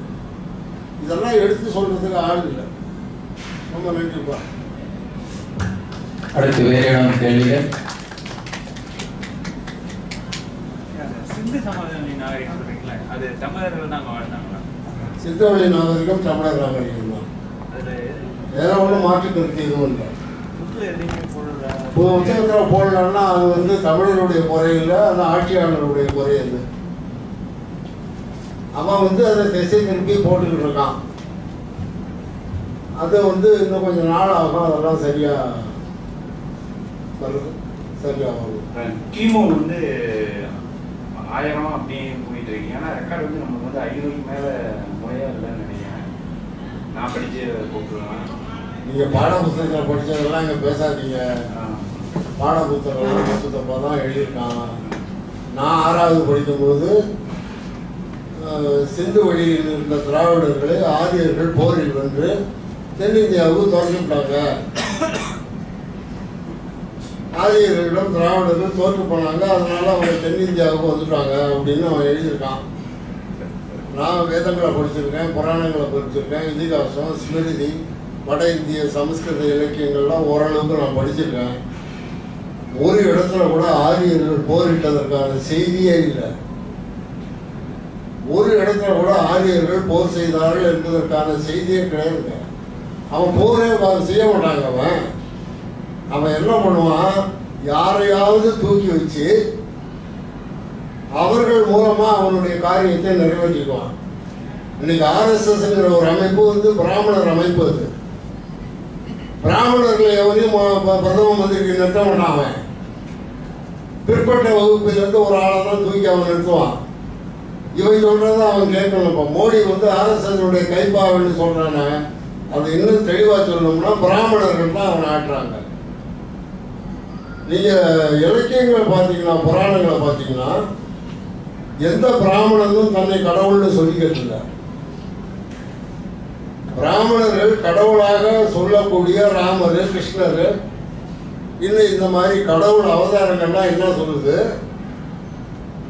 பிராமணனை நான் உயர் ஜாதியாக படைச்சிருக்கேன், எல்லா சமூகமும் வந்து பிராமணனுக்கு கட்டுப்பட்டு நடக்கணும்னு கிருஷ்ணர் சொல்லுவார், ராமர் சொல்லுவார். இவன் என்ன சொல்றான், கடவுளே சொல்லிவிட்டாரு, நீ என்னடா மறுக்கிறம்மா.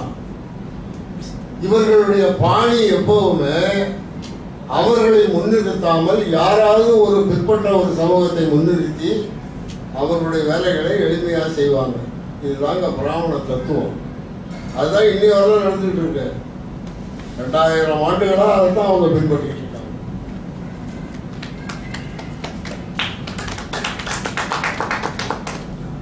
அந்த ஆரியர்கள் சொல்றாங்க, தமிழர்கள் தவிர மீதி எல்லாமே ஈராக் வந்து வந்தவங்க இந்தியாவுக்கு.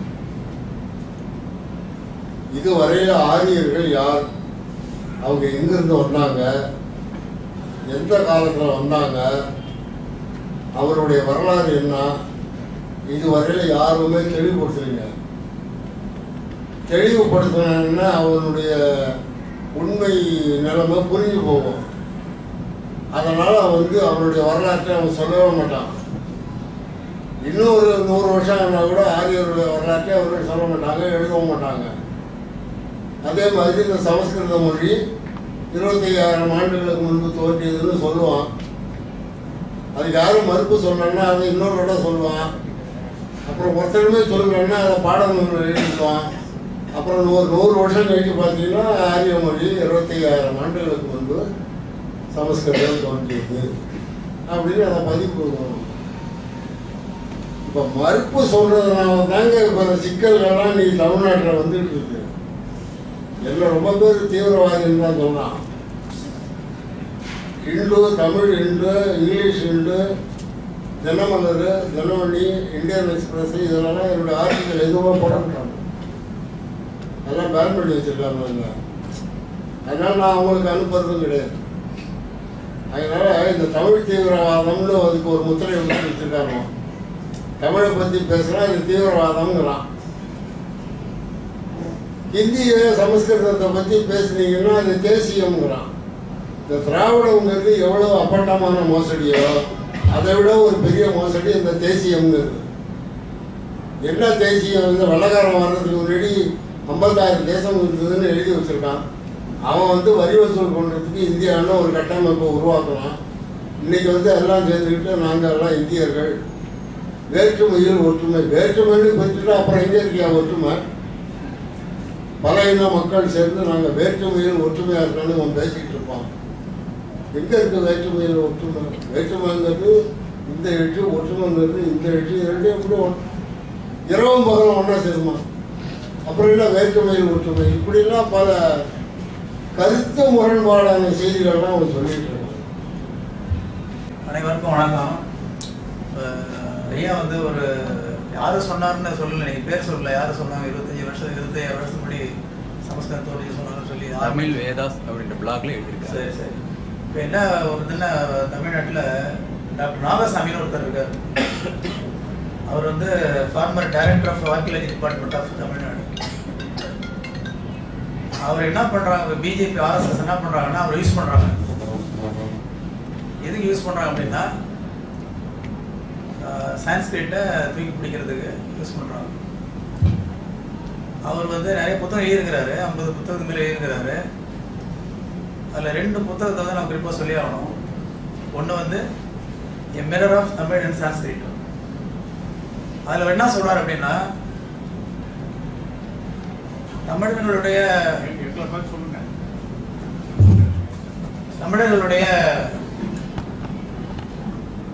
அடிப்படையிலேயே தகர்க்கணும்னு ஒரு முடிவு பண்ணுறாரு. அதுக்கு அவர் எடுக்கிற ஆயுதம் என்னன்னா, தொல்காப்பியம், திருக்குறள், சிலப்பதிகாரம். இது 3 எடுத்துட்டு அவர் என்ன சொல்றாரு அப்படின்னா, எல்லாமே வேத சாஸ்திரங்கள் களவாடப்பட்டது, திருடப்பட்டது. இது தொல்காப்பியரோட சொந்த கருத்து கிடையாது, திருக்குறள் திருவள்ளுவர் சொந்த கருத்து கிடையாது. அதேமாரி இளங்கோவடிகள் எழுதின சிலப்பதிகாரமும் அவருடைய சொந்த கருத்து கிடையாது அப்படின்னு சொல்லி ஒரு கருத்தை முன் வச்சாரு. அதுக்கு நிறைய எதிர்ப்பு கிளம்பிச்சு. அதற்கு தமிழ் அண்ணல்னு ஒரு தமிழ் பேராசிரியர் இருந்தார். அவர் ஒரு மறுப்பு நூல் தமிழ் எழுதி வெளியிட்டார். அது எஸ்ஆர்எம் பல்கலைக்கழகத்தில் வெளியிட்டாங்க சென்னையில். அவர் ஆனால் தமிழ் எழுதினார். அதுக்கு பதில் நாகசாமி எழுதின புத்தகம் ஆங்கிலத்தில் இருந்தது. அதுக்கு பதில் எழுதுனது தமிழில் இருந்தது. அதை ஆங்கில மயமாக்கி மறுபடியும் இன்னொரு புத்தகம் வெளியிட்டாங்க. அதுவும் எஸ்ஆர்எம் பல்கலைக்கழகத்தில் வெளியிட்டாங்க. இப்போ ஒரு 1.5 வருஷம் படி மறுபடியும் அவர் என்ன பண்ணியிருக்காரு அப்படின்னா, திருக்குறள் அண்ட் அப்ரிச்மெண்ட் ஆஃப் சாஸ்திராஸ் அப்படின்னு அதுக்கு தனியாக ஒரு புத்தகம் எழுதி அதுவும் ஆங்கிலத்தில் வெளியிட்டிருக்கிறாரு. இதை படித்து நம்ம தமிழர்கள்லாம் கொஞ்சம் கோவப்பட்டு என்ன பண்ணாங்கன்னா, சின்ன சின்ன கட்டுரைகள் தமிழ் மந்த்லி தனி சுற்றுக்கு வர சில மேகசின்லாம் இருக்குது தமிழ்நாட்டில். அதில் சில பேர் கண்டனமாக கட்டுரை எழுதி வெளியிட்டுருக்காங்க. தமிழர் கண்ணோட்டன்ற புத்தகத்தில் ஐயா கூட அதுக்கு ஒரு 5 பக்கம் 6 பக்கத்தில் ஒரு மறுப்பு கட்டுரை வெளியிட்டிருக்கிறாங்க. இப்போ நான் என்ன பண்ணேன்னா, யாராவது புத்தகம் எழுதுவாங்கன்னு சொல்லி எதிர்பார்த்தேன். இது வரைக்கும் யாரும் எழுதலை. நானே இப்போ 3 மாதம் கஷ்டப்பட்டு எழுதி முடிச்சிட்டேன் ஆங்கிலத்தில். இன்னும் நூல் வடிவத்தில் வெளிவர போகுது. அது தமிழ் நான் எழுதுறது ஆங்கிலத்தில் எழுதுகிறேன். அந்த புத்தகம் ஆங்கிலத்தில் இருக்கிறதால நான் அது ஆங்கிலத்தில் எழுதியிருக்கிறேன். ஆனால் தமிழர்கள் மத்தியில் அந்த கருத்து போகணும், எல்லாருக்குமே ஆங்கிலம் தெரியாதுன்றதால அதை தமிழாக்கிற பணியை ஐயா செஞ்சு தரேன்னு சொல்லி ஒத்துட்டு இருக்கிறாங்க. நீங்கள் சொன்ன கருத்துக்காக அதை சொல்கிறோம். நன்றி, வணக்கம்.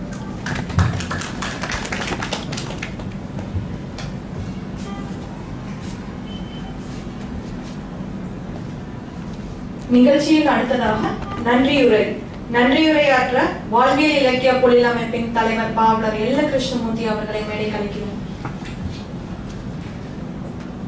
ஒரு பலத்த கைத்தட்டல். இன்றைய தலைப்பிற்கும் எனக்கும் ஒரு பொருத்தம் உண்டு.